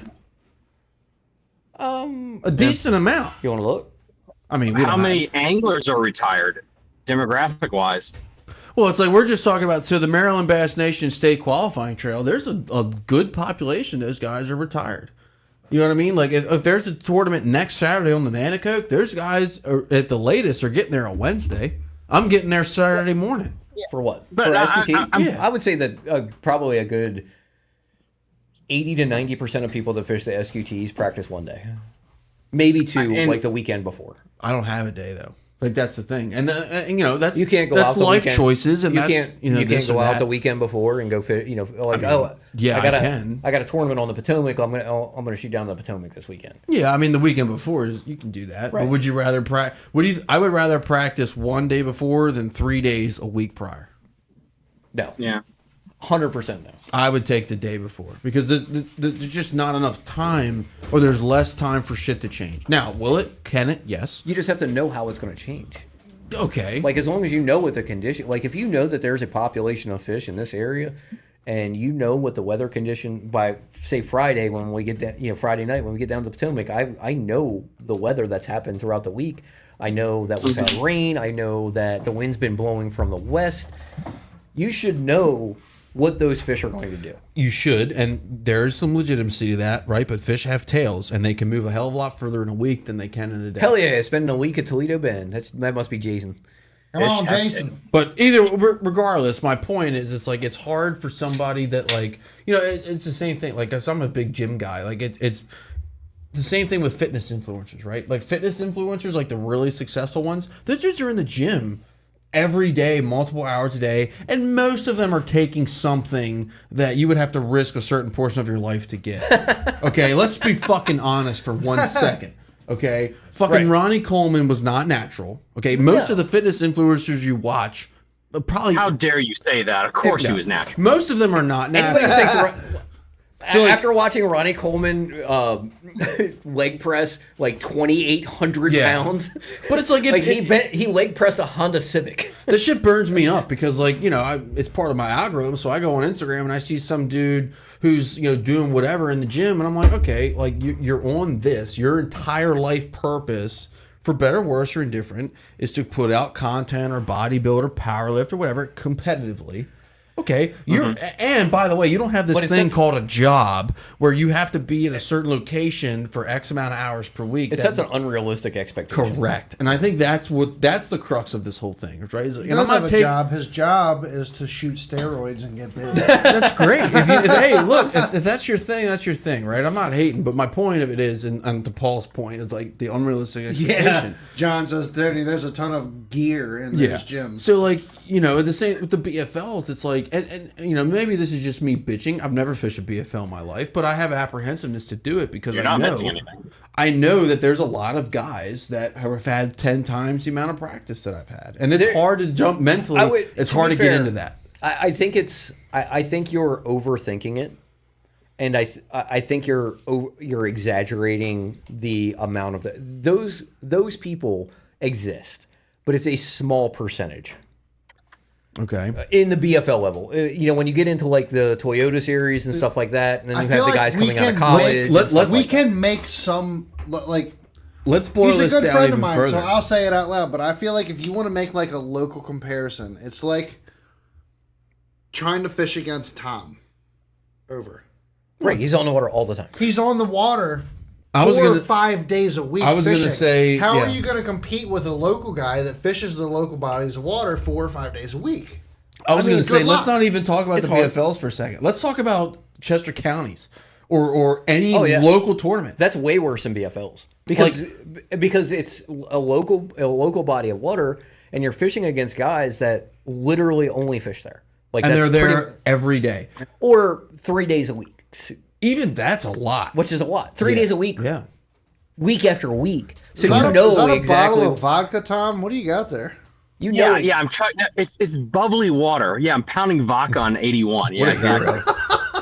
What a hero. This is the only time you can drive on 81 without there being ridiculous traffic anyway. Is that a little Topo Chico or whatever that stuff's called? Yeah. The Mexican bubbly water, whatever it is. My point of it is, like, there's definitely like a mental block, I would say, to jumping in any tournament that's high level. If you're truly a weekend warrior and like you have a life and you have a job and whatever, like, I mean, because I know, like, I mean, I'll jump in a flat trail or whatever, but it's like I know that there are a top conglomerate of anglers that have fished the flats every day since Wednesday for a Sunday tournament where they might win $2,000. Here's a let me and that's great. Good for them. I'm going to throw something at you, Tony.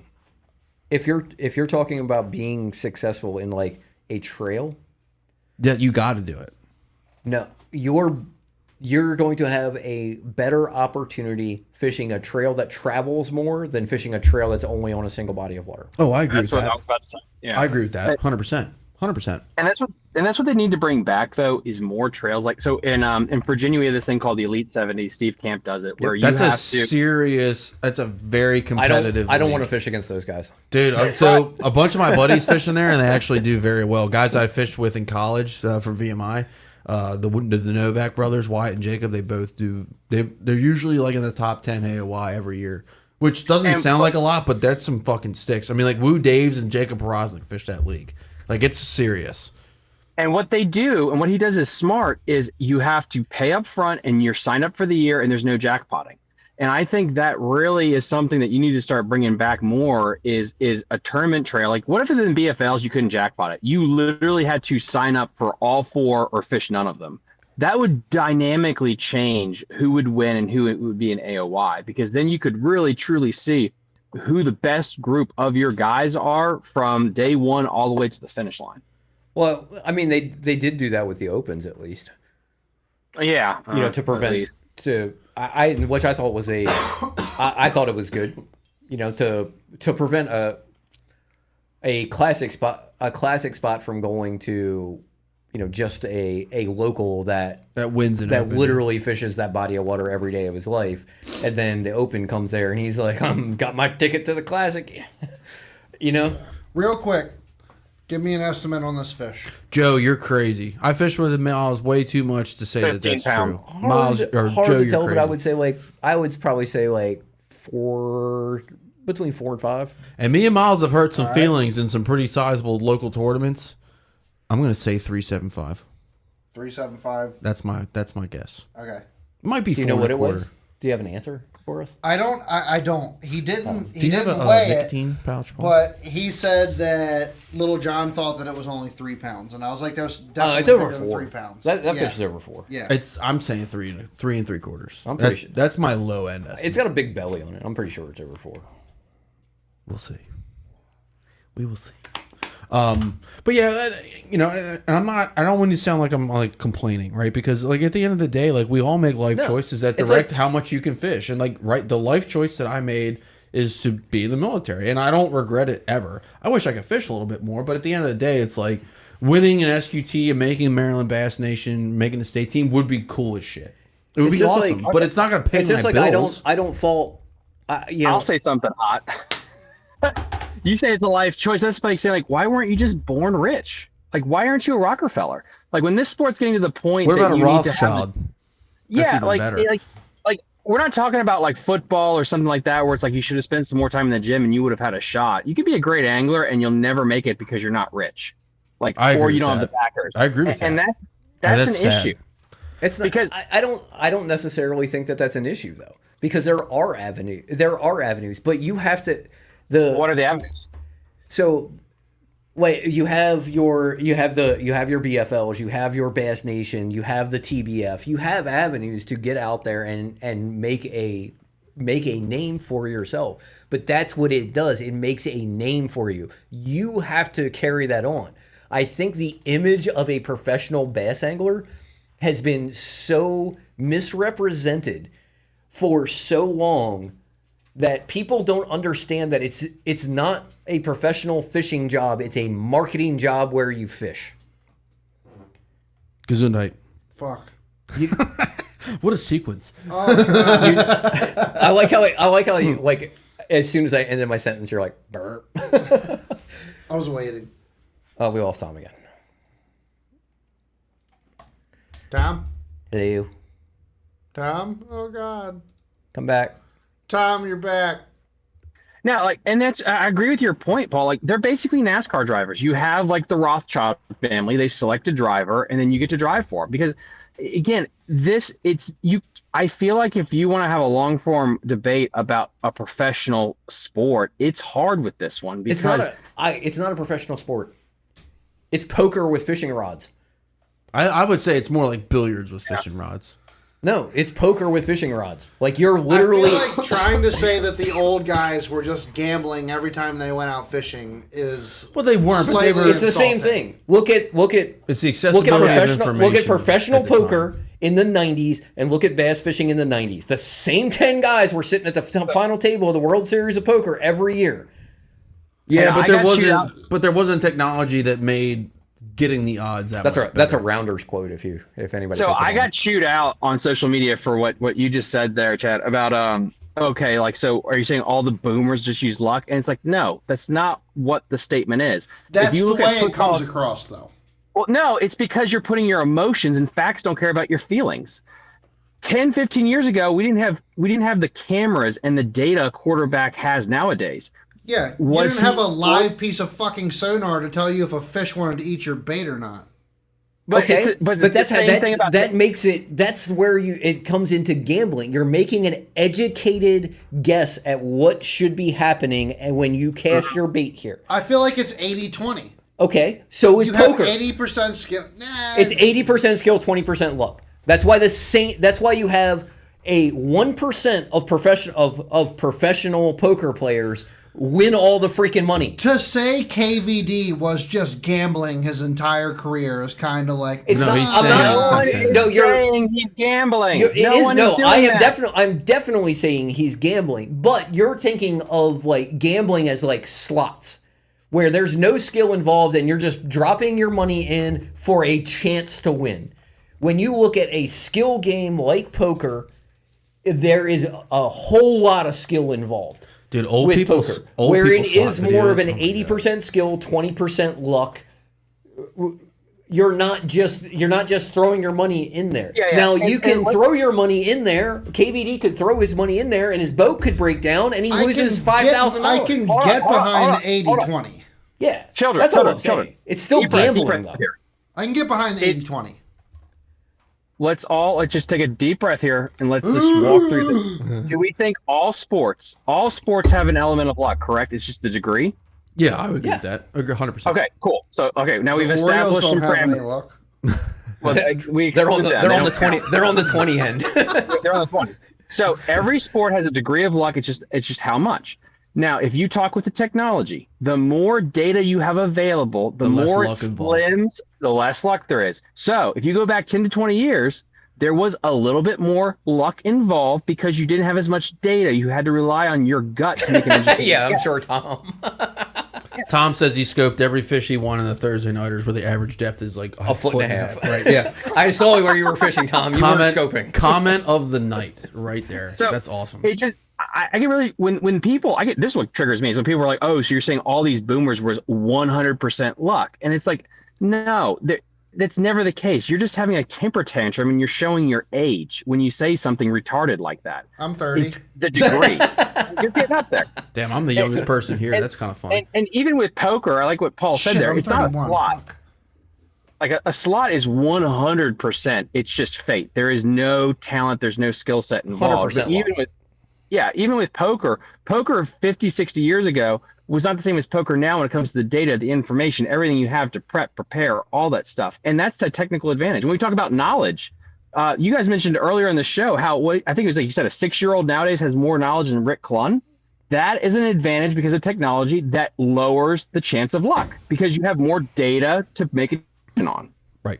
Yeah. Based on technology. And it's like what I said earlier. It's And like you can I can watch a tactical bassin video about a technique and know 90% of it, and then go out to the lake and fill out the rest of it. Whereas back in the day, what's this bait I got? I don't have any. You can't How do look I at fish a it? YouTube. How do I fish this thing? You can't look at a YouTube It video. looked cool at Walmart, but how do I fish it? Right.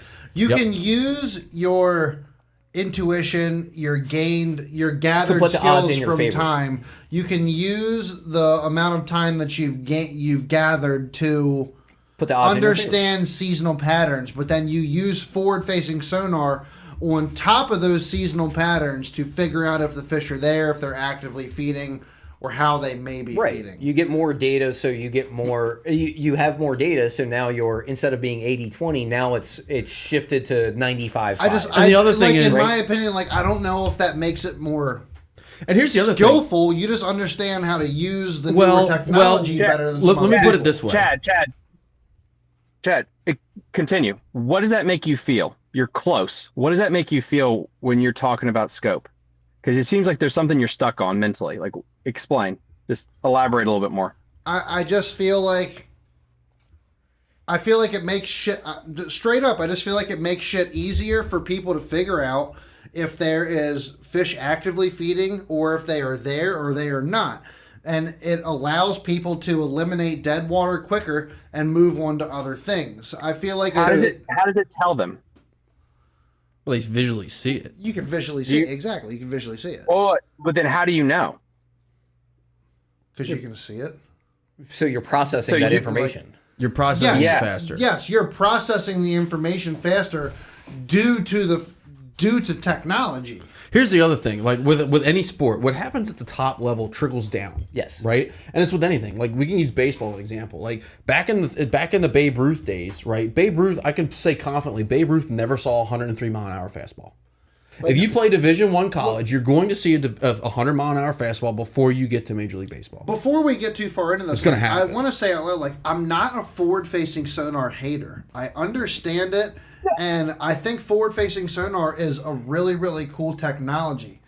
But I think all the crap that's out there stating that I'm not against it, but Explain. I'm Keep not going. Keep completely into it.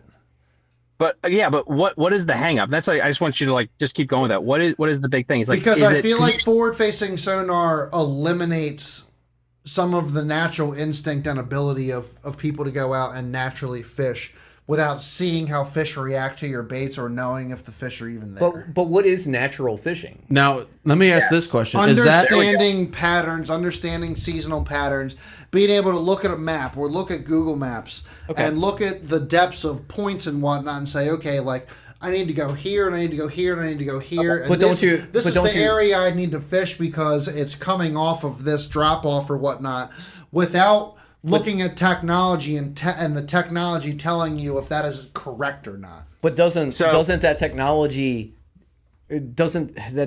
just farther extends that? It does. It farther extends it, but I feel like it makes it. I feel like it makes it less. I don't know. I feel like it makes it less entertaining and not fun to watch. Okay, fair enough. I can totally understand that. These guys are using natural intuition to go out and fish because they think that fish are going to be here. But they can pull up on that point and go, oh, no fish are here, so I'm going to go somewhere else. The natural intuition, the quote unquote natural intuition. Sorry, Tom. No, go for it. Is basically taking a large collection of data and narrowing it down using your brain. That's all it is. Yeah, but I think it's more. You don't have to have a large collection of data anymore, though, because it's right on a screen for you. Like Jason was saying, I used to use a paper map before I had GPS. That's really cracking down and getting into the nitty gritty of figuring out where these fish are going to be. Do you use GPS? You don't have to get out a paper map anymore to figure out use MapQuest where contours are on certain things. Okay. So I'm not saying I hate forward-facing sonar. I'm just saying there's an element to it that. Chad, go ahead. What element? The element compared to? I want you to separate it this way: you using it yourself or you watching it. Express both those. Is it a different feeling for each? Are you more like, I like using it, I just hate watching it? I can't speak on using it because I don't use forward-facing sonar very often unless I'm on somebody else's boat. Okay. So your experience, you're talking about just from a purely watching it and taking in information. Entertainment aspect. Right. Watching it on an entertainment aspect from watching the Elite Series and whatnot. We've just seen a difference we've seen younger people be able to dominate the sport because they understand electronics more than older people. So, but you've seen that in every major sport. So if you go back to the 70s, the average age of a football player is 35 years old. We're talking about football over like fishing. Well, we're you talking can go about football. Standing on a boat over top of nailing somebody on an offensive line. So you can talk about football. You can talk about hockey. You can talk about poker. Poker is dominated by younger people. Physical attributions. It's not. So let's go into poker. Poker is more about understanding what is going on, right? There's no physical aspect to it, and there's a little bit of physical aspect when it comes to fishing. Obviously, you have to be in decent shape. To be able to stand out there for 8 hours. But beside that, it's about being able to process information. And that's why, and Kyle Welcher actually did a really good interview on the correlation of how poker has been affected to how fishing has been affected. And the younger people having more technology available to them to be able to learn faster are now dominating. Let me make a motocross analogy real quick. Of poker. Let me make a motocross analogy because you and I are going to understand this 100%. Let's say right now, okay, the industry is dominated by 4 strokes, okay, but let's say, but there's still a lot of kids that race 2 strokes. Still to this day, they race 85s, they race 125s until they go up to a different class. Now let's say motocross right now. All the major Japanese brands came out with these badass 2-strokes that were faster, lighter, just outclassed the 4-stroke in every way. The kids that have been running them and their up-and-coming careers are going to dominate. They're absolutely going to dominate because they're familiar with it. If you take somebody that's been racing on a 450F for X amount of time and you put them on a 252-stroke, that's a completely different animal that they have to now learn. They not only have to learn it, but they have to learn it in a way that allows them to not only learn it, but compete at the highest level versus somebody that's come up and has 5 years of experience with it. There's going to be a learning curve there. I think that's the crux of what we're seeing. 250s feel like playing with a toy car compared to a 450. But just imagine, like, you get on a 250 and you've been riding two strokes forever. I feel like this is not an accurate representation of. It's not. It kind of is. I understand it, but it's not. It's not the same. Like. Yeah. Once again, I'm trying to say, like, I don't have a hatred for forward-facing sonar. I just feel there's some competitiveness that it takes away because of the water and stuff that it eliminates. Just I hand feel an like old it person a replaces smartphone. one skill with another skill. I won't say that using forward-facing sonar isn't a skill. I just think it takes one skill and replaces it with I feel like it adds another skill. So I know what the problem is. What's the problem? So, and just follow me on this journey. What is the most exciting way to fish? Frog fishing. Buzzbait. Why? Frogs. Because you can see it. It's Why? cool. Because it's visual. Because it's the anticipation. Yes. There's this mysticism when you go out without technology on any cast. It could be the one. There's a feeling that you get when you go out there that you get with the topwater every single time. When you watch it, This is like your intro before your show. Yeah. It's like the same thing. Somebody said it's something that is achievable but is hard to achieve. So here, somebody said this perfectly. I can't remember which it might have been Palaniuk. Yeah, it was Palaniuk who said, "What we are searching for when we're out fishing is that instant between when you get a bite and when your brain processes you got a bite." Yep. It's that exactly. It's that split second between getting a bite and your brain processing that you got a bite is what every angler chases. And a lot of people got that dopamine hit. And again, this is not a knock. This is just people. When you go watch somebody fishing without scope, fishing a frog, you and him are both an avatar watching this frog together, and you can put yourself there. With scope, and this is just from a viewing standpoint, that curtain is gone. We saw behind Oz's curtain. And that takes away that dopamine hit, whether you're using it or not. Because guess what? When I look at this point, I can just scan it real quick and I know. When I was a kid, you're right. I would go up to that point and just think that on this cast, I'm going to get one. And there's that dopamine rush that you get. And I think that right there is the core of what has hurt so many people to scope right now as my lights turn off. Sorry. You're good. There's a great comment. There's a great comment that I need to read. Go for it. Decades ago, we thought Hank, Roland, Larry, and all the other greats used intuition. Turns out they were calling every guide on the lake and renting planes and all kinds of other shenanigans, which is not wrong. It's not wrong. It's not wrong, dude. But yeah, I think if everyone asked themselves, the people that are really upset about it, it's that they feel like they now know Santa Claus doesn't exist. Everyone saw behind Oz's curtain. The suspense is gone, that dopamine rush is gone. And you can't rationalize it, but that's what you enjoyed about fishing that made it special was on any cast you didn't know, and that excitement. Yes. And I will say technology took that away, but it does make you more effective, and it's changed it because I think this next generation with ADHD and video games, that dopamine hit, it's now their rush is seeing it and anticipating, can I make this one bite? And that's where they're getting their rush from. And I think that's honestly what we're going to be. That's the argument, I think, at its core. As someone with ADHD, that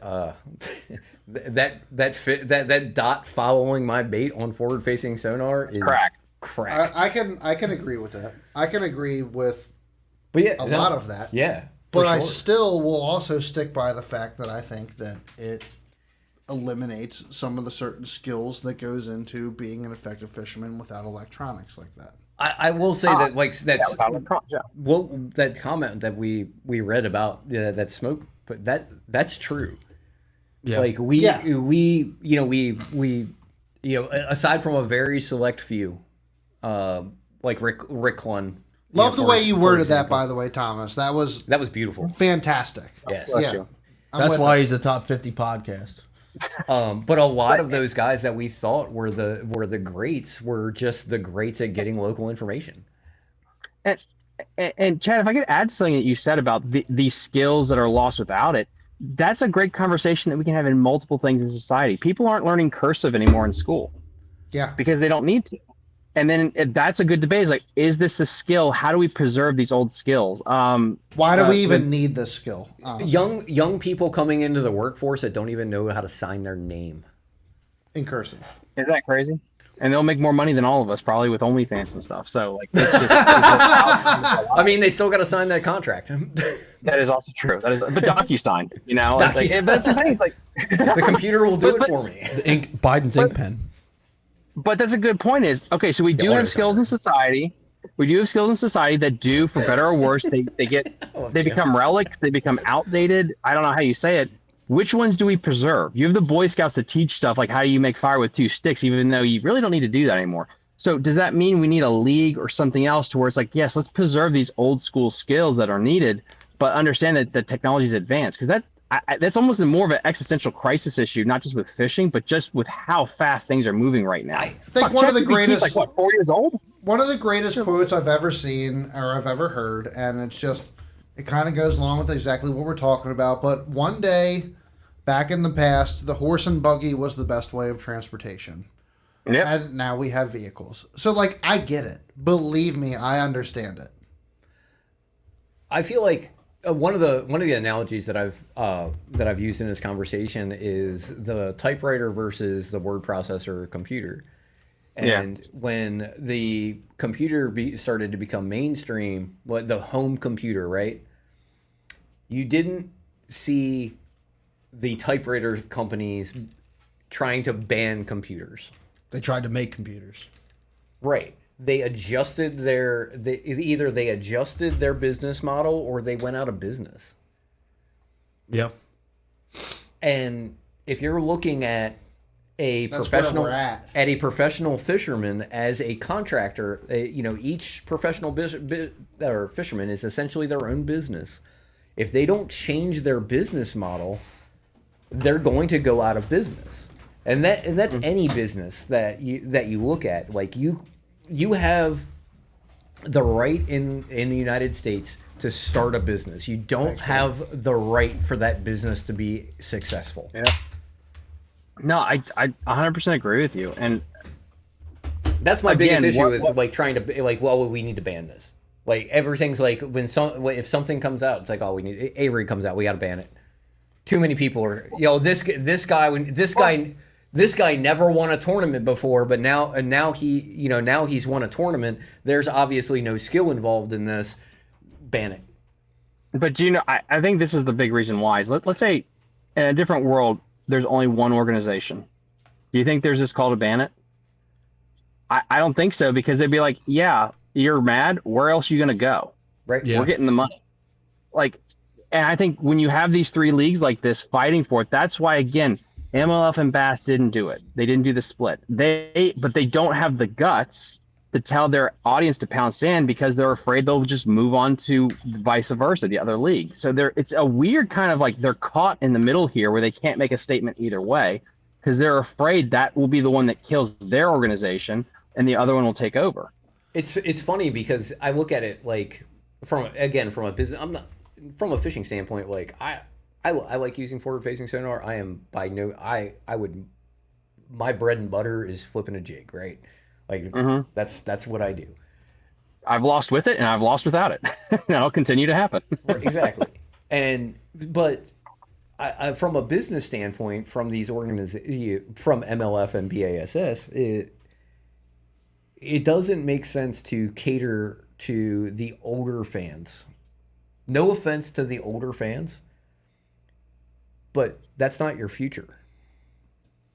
Your future is what's coming up behind everything. It's the teenagers that are fishing in high school or fishing in college. That is your future.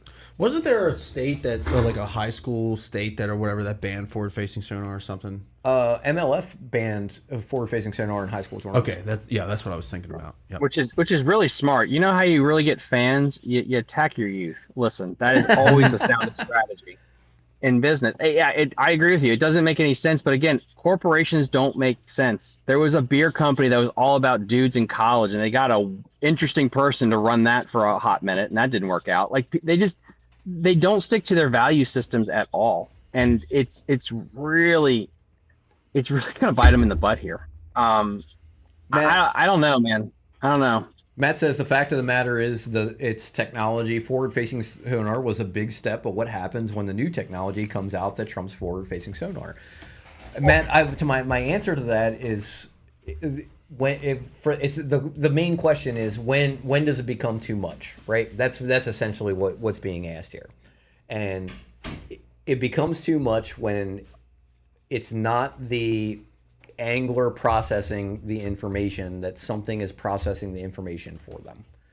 Yeah, and I'll go way down the TISM rabbit hole here.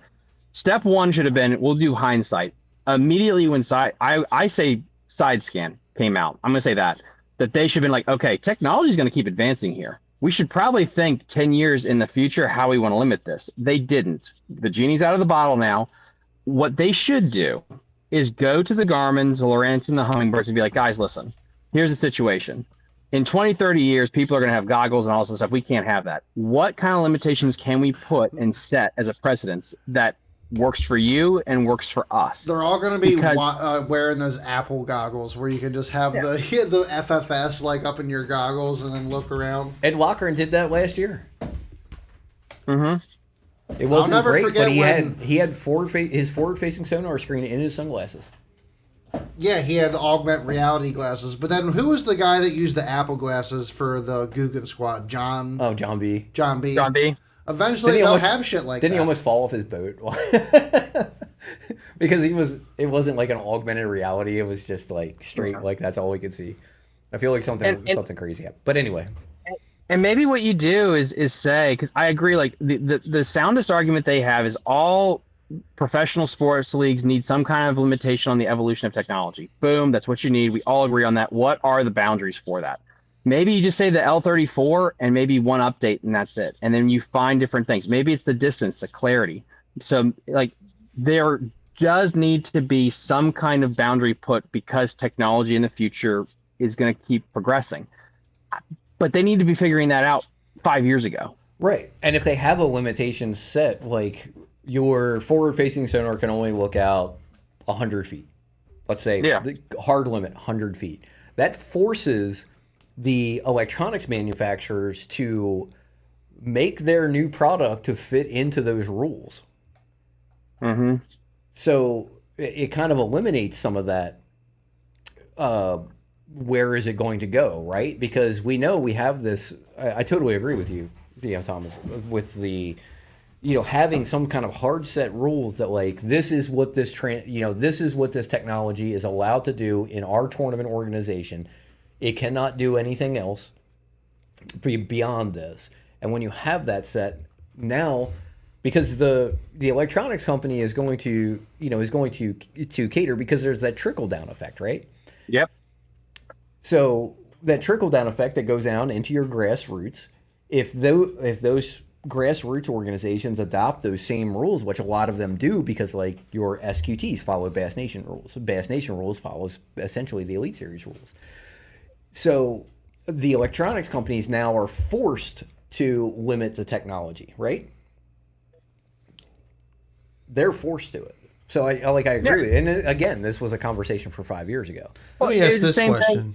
Why was AquaView or the underwater camera banned so quickly, but LiveScope was not? We have some decent comments from they Matt they essentially do the same thing. And Jim, for that matter. He says, the fact of the matter is technology, forward-facing sonar was a big step, but what happens when the new technology comes out and trumps forward-facing sonar? No, I already read that one. LiveScope will turn into live view eventually. No boundary will be set because of non-tournament fishermen is a consumer. Agree. So again, we do need. You're asking the right questions. What are the limits you put on it? Baseball. I mean, back before BB Corps went in, the biggest thing was they said, hey, for all youth bats, so a kid doesn't get decapitated, the exit velocity cannot exceed. I think it's like 100 miles an hour, 120 miles an hour exit velocity. So you had to build the baseball bats so they weren't that hot because it was maybe 110. Yeah. But then never played baseball. Don't know why I know that. I watched it's all because the baseball bat bros on Instagram. What a great page. That was the ball exit speed ratio, BESR. Yeah, BBSR. So You need to come up with some kind of formula like that about volt drop clarity. I think clarity is the big one possibly that you can do. Range is another good one. Range is such an easy thing to like set, which if you're listening to some of these guys, they talk about like you're starting to peg them at 130 feet if you can. So maybe 100 feet is like the cutoff to give the fish the benefit of that boat is going to push up on him, and it limits the factor there. Even call it, 80 feet. Yeah. I would say 80 was actually like 80, 70, 80 is a really good sweet 80's spot. a good, 80's a good sweet spot in that. I think screen reduction too. I think screen reduction is a very solid one. 15 inches on the front, 15 inches on the back, something like that, to where they don't have 10 screens. I think honestly, well, that makes it hard too, because it makes it so from the other end, and just talking about these limitations, that also makes it hard for the anglers to work for those companies. It does if you limit the size of the screens, but I would be from Bass. The marketing thing would be the optics. Like, hey, listen, you guys have $500,000 on the front of that boat. It's really hard for us to sell this as an everyman sport. Let's try to dial it back so it seems more reachable. And they have done that with the 55-inch total screen. Like that's their rule right now. It's 55 total inches of screen, which is essentially 4 12s. Or 3 12s and a 6. I mean, I have crazy, right? I'm a nobody. I have 3 screens on my boat. Yeah, you poor peasant. Right? Yeah. Shit, even I have 4 screens. Tony, you have 4 screens on your boat. You fish Isn't it great local they set a rule that no one broke? Basically. Oh, hold on. We lost you for a second. Come back. Join up again. Sorry, Tom. Lost you. His phone probably died because he's been sitting in his car for 20 minutes. It's true. Which is cool. Hey, appreciate him joining us. 20 minutes. It's been a lot longer than that. Yeah, I don't know. It's an interesting debate, and it's one of those things where it's like it's gonna from this point forward. I feel like it's gonna be an ad nauseum fucking debate, no matter how you want to put it. But it's like there are a lot of good points are made, and I think the most important point is that hey, it comes down to what does the future angler actually want? Is a future angler pro or anti FFS on a grand scale? And if they're pro or against it, then that's the right. Are we? And that's what they're going. That's the role. That's the direction that the industry is going to take. I feel like it's a difference between. All right, we're back. I feel like it's a difference between catering to the now and catering to the future.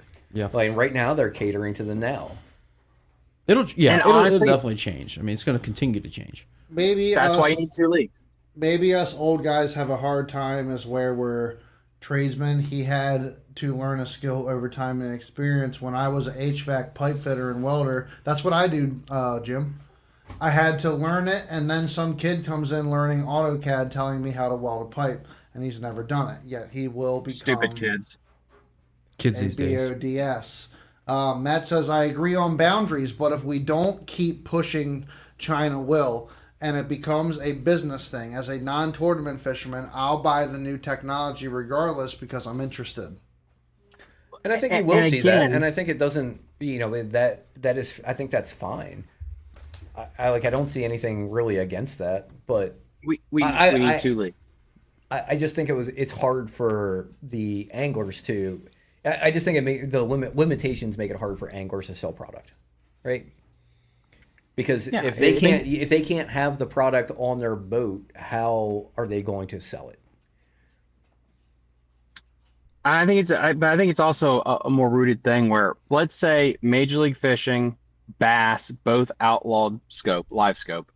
MPFL says we're just going to go full steroids. Everyone can use scope. The problem is, in my opinion, most of that group will still be mad. They will never be happy until every scope unit is burnt and every kid under 25 is shot. And you can just tell, like, no matter what these organizations do, they're still mad. They're like, NPFL gave them exactly what they wanted. And it's not enough because they're like, well, that's not a really good league. It's not the premier. It's like, yeah, but if you guys all showed up and watched, you would help them in the ratings. They would get more sponsorship dollars. I just truly think a lot of these people have gotten so crazy for Cocoa Puffs over it, they will never be satisfied. No matter what you give them, they won't be satisfied. I agree, Hope I'm and I wrong. think that's well. No, I don't. You're not wrong because I think that's society. Yeah. You know that all people suck. we know that people have, and we you talked about that dopamine rush, and that it's proven that likes on Facebook give you a dopamine rush. So people making negative comments and getting interaction Yeah. gives them that dopamine rush. Oh dear. Oh gosh. Oh dear. No, Tom's still with us. We just lost his We camera just for a lost his second. camera again. Oh, okay, cool. No, I dude, So I 100% you know, agree with you. so now social media has created this culture of negativism, negativity. Yes, this culture of negativity because you get reactions to negativity. You don't get reactions to positivity nearly as much as you get reaction to negativity. Yeah. And when you get reactions, you get attention, and people get feelings from that, whatever that, And that another- might be. And another thing is, because it's this such a complex issue. If again, I'll keep going back to it. Like if Bass and Major League Fishing were the ones that went no scope, and then MPFL just did 100% scope, the older generation, those people would be upset because guess what? Garmin, all the money would then shift over to the MPFL because they allow the product. That's where all the money is. That's where you can make it successful. And that's where the anglers are And going then- to go. And that's where the next generation of anglers are going to go. And then guess what happens? Over time, you bleed to death complaining about it. Like, so, because right now, wouldn't you say, we say like, okay, we just need two separate leagues. Well, we do have that. So I'd ask some of the people like Chad, I was like, well, why wouldn't you be content? I don't know why I'm picking on you, but what the hell? Why aren't you content? Because there's a league built just for you now. There is no scope, no nothing. But we're still having that debate. Why aren't people content? It's like, well, it's because it's not my league that does it. It's not my toy. It's that emotional attachment. Yep. Just like like Jason said, they don't like seeing their stars get beat by younger people. And that's not just a bass fishing thing. So why not pick on Chad? Fuck it. That's that happens in football. That happens in when the young quarterback sport. comes in and beats Tom Brady. People have the same reaction when in baseball when that guy comes up from AAA and hits that home run off Verlander. It still happens, even though Verlander is like 7-10 this year and he's 42 years old, right? I love Justin Verlander. I was a big fan of Verlander coming up, but like he's past his prime. But, I mean, he wins because he goes home to Kate Upton. That's true. Like, that dude wins. I don't care if he goes 0 for 10. He Losing goes a home, baseball, winning a life. He gets millions of dollars and goes home to Kate Upton. Like, what more can you want? Maybe he hates forward-facing sonar. Jim says, long story short, bass fishermen are high school girls. Bitch. Agreed. Oh, 100%. But yeah, negativity gets clicks, and it's that is society now. We've lost the positivity in society because of the reaction of negativity. Yep. And it's not necessarily positive reaction to negativity and people agreeing with you that causes that. It can be, you say a stupid comment just to get people to say stupid comments back to you, right? How often do you see that in the comments? How often do you see people do that just to get freaking clickbait? Exactly. And that's why, because like the content that does well is the content that creates that reaction. Right. And Look at the titles of Tom's videos. Yeah, pretty much. Like, I mean, if I do something, if I do something content, If you don't like forward-facing sonar, you're a retard. yeah, if you post that, the video would do well. And Just like when it would. Just like when Randy posts that if you use forward-facing sonar, you're a retard. Guess what? He gets a lot of clicks. So it's like Ben Milliken is the Randy Blanket of forward-facing sonar.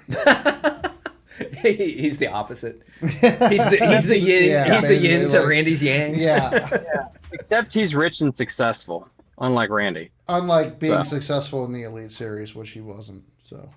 He'll go to bed with how many companies does he own? I don't know. I'm sure he doesn't lose any sleep at night. At Don't least get me 2. wrong. That's the thing, was he just wanted to get there. And he basically rolled out of bed after having a successful YouTube career, and on his first or second shot made it. First year.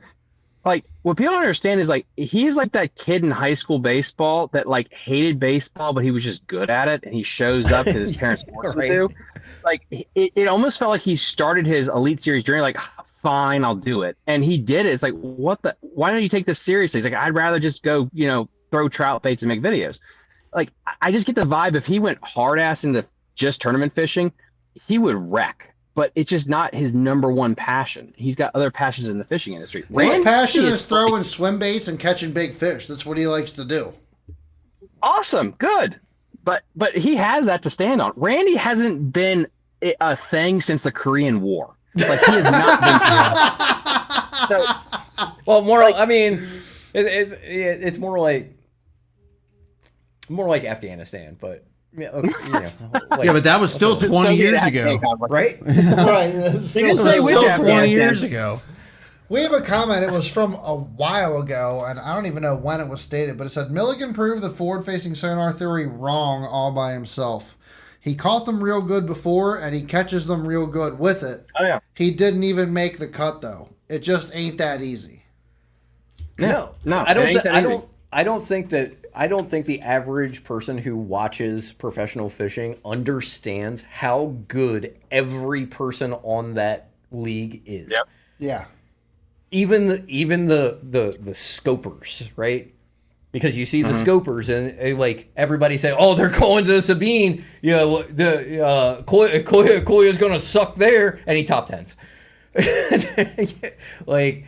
It's kind of crazy. Like you just don't realize. Well, we are going to see what happens this year. Yeah, with some of these guys. Trey McKinney is the first name that comes to my mind. I think Trey. How is Trey going to place in the 4 tournaments that do not have forward-facing sonar? I mean, to be fair, like I said earlier about Trey, like.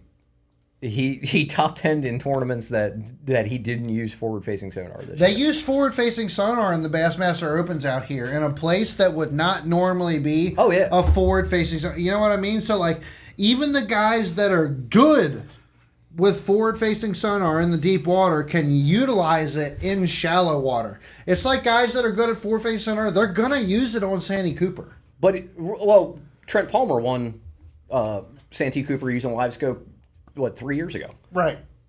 That's so. They're going to find it. So how is now that you're not even allowed to have that forward-facing sonar screen on their boat going to affect the way that they fish? Because he's got 6 months worth of time to figure it out. Because he spends 6 months on every body of water that they're going to. Yep. Trey's going to be fine. Trey grew up fishing shallow water without live scope. He's flipping a jig. His favorite thing to do is to flip a jig. Like, he uses forward-facing sonar because that's the most efficient way to catch fish. Tyler Williams, Tyler Williams is called a scoper. Like, he even said, Bassmaster threw his name into something as scopers, and he's like, I don't know why you're calling me a scoper. I spent half this season skipping a jig under docks. Yeah. Mm-hmm. So, I'm not saying that there aren't people out there who are solely that's the only thing that they can do. There are people out there like that, but I think a lot of these guys that came in the last couple of years, people don't realize the other skills that they do have because they've been able to utilize forward-facing sonar as efficiently as they have. I'll tell you, Wesley, if there is a tournament this year where there's a swim jig bite, Wesley Gore will be in the top 10. It's also I remember I got railed by, I think it was Watson actually. When I was a kid, we didn't have scope and no scope. It's like, okay, well, that's how it is. You have pitchers ballparks and hitters ballparks, and guess what? The upper Mississippi River does give more credence to shallow water guys compared to Smith Lake, Alabama in July. There's certain places will set up for that, and it's up to Bass to understand that now, which they're doing, by the way. Of let's balance the schedule so we can give those people that have a skill set a chance, so that you get a well-rounded angler of the year, because you have to not rely solely on shaking a minnow. Yes. Or a weird ass looking tick bait from Japan. Don't be knocking those. Yeah, I was going to say, before we end it, because we're getting late, what's your opinion on the hairy dice? They are phenomenal. Smallmouth adore them. You need to take a sedative, though, because you have to fish them damn near weightless. And if you're in 20, 30 feet of water, it's like watching a feather sink, because the more weightless it is, the more all the strands undulate. And I really think if you follow any Japanese content, they're really big on the secondary action to where I'm a big fish JDM breathe. guy, as you know. Yeah. So not a thing on a drop shot then? Yes, 100%. Yeah, it can work on a drop shot. If but there's current and it's sitting on the bottom, it's still going to make them pendulate and move. Yeah, absolutely. It works good on a drop shot, but it is absolutely next level insane when it's like damn near weightless, like a little bit of a Nico weight, because it just, when it falls and you watch it plume, it moves, it shakes, it dances.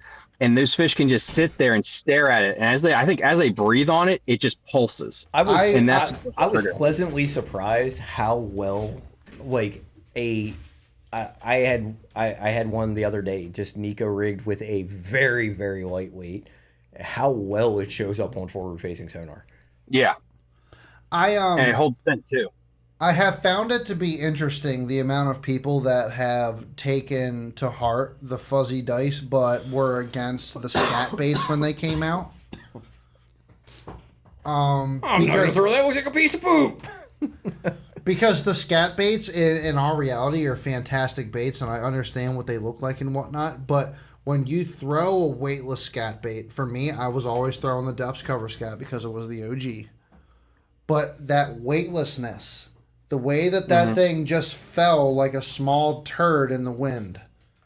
That back and forth, like forward and back. Yeah, that forward and back until down to the bottom. The way you described that, it's like Bob Ross painting a mural. My goodness. I noticed that when it was good. I didn't fish it was good.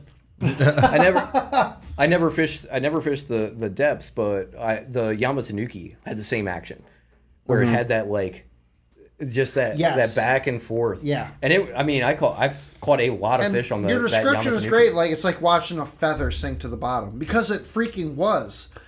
But the fish would just track that.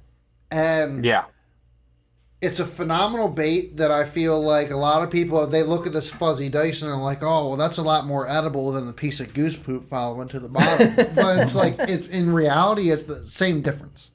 It's just that secondary. The dice has that secondary action, which has been, like Thomas said, that's been big in the Japanese market.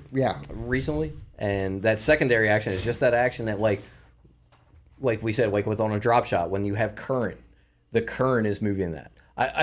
Even a regular drop, I don't think a lot of people realize that, like, anything with that like flatworm shape or like the dream shot is made for current.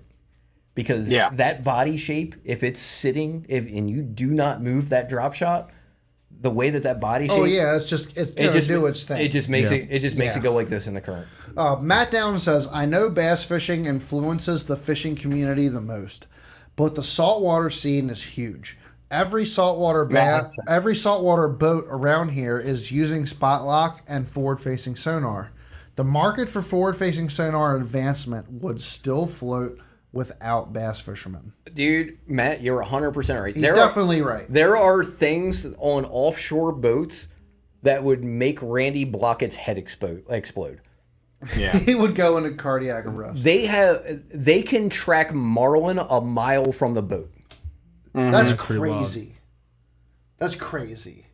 I mean, and these sonar systems that they're putting in these boats, they actually come up through the bottom of the boat. You have to cut a hole in the bottom of the boat. Have fun, Jason. Enjoy. And these sonar systems are like, you think live scope's expensive? We're talking $100,000. For these sonar systems in these boats. And they can track marlin and tuna up to, I think it's up to like a mile away.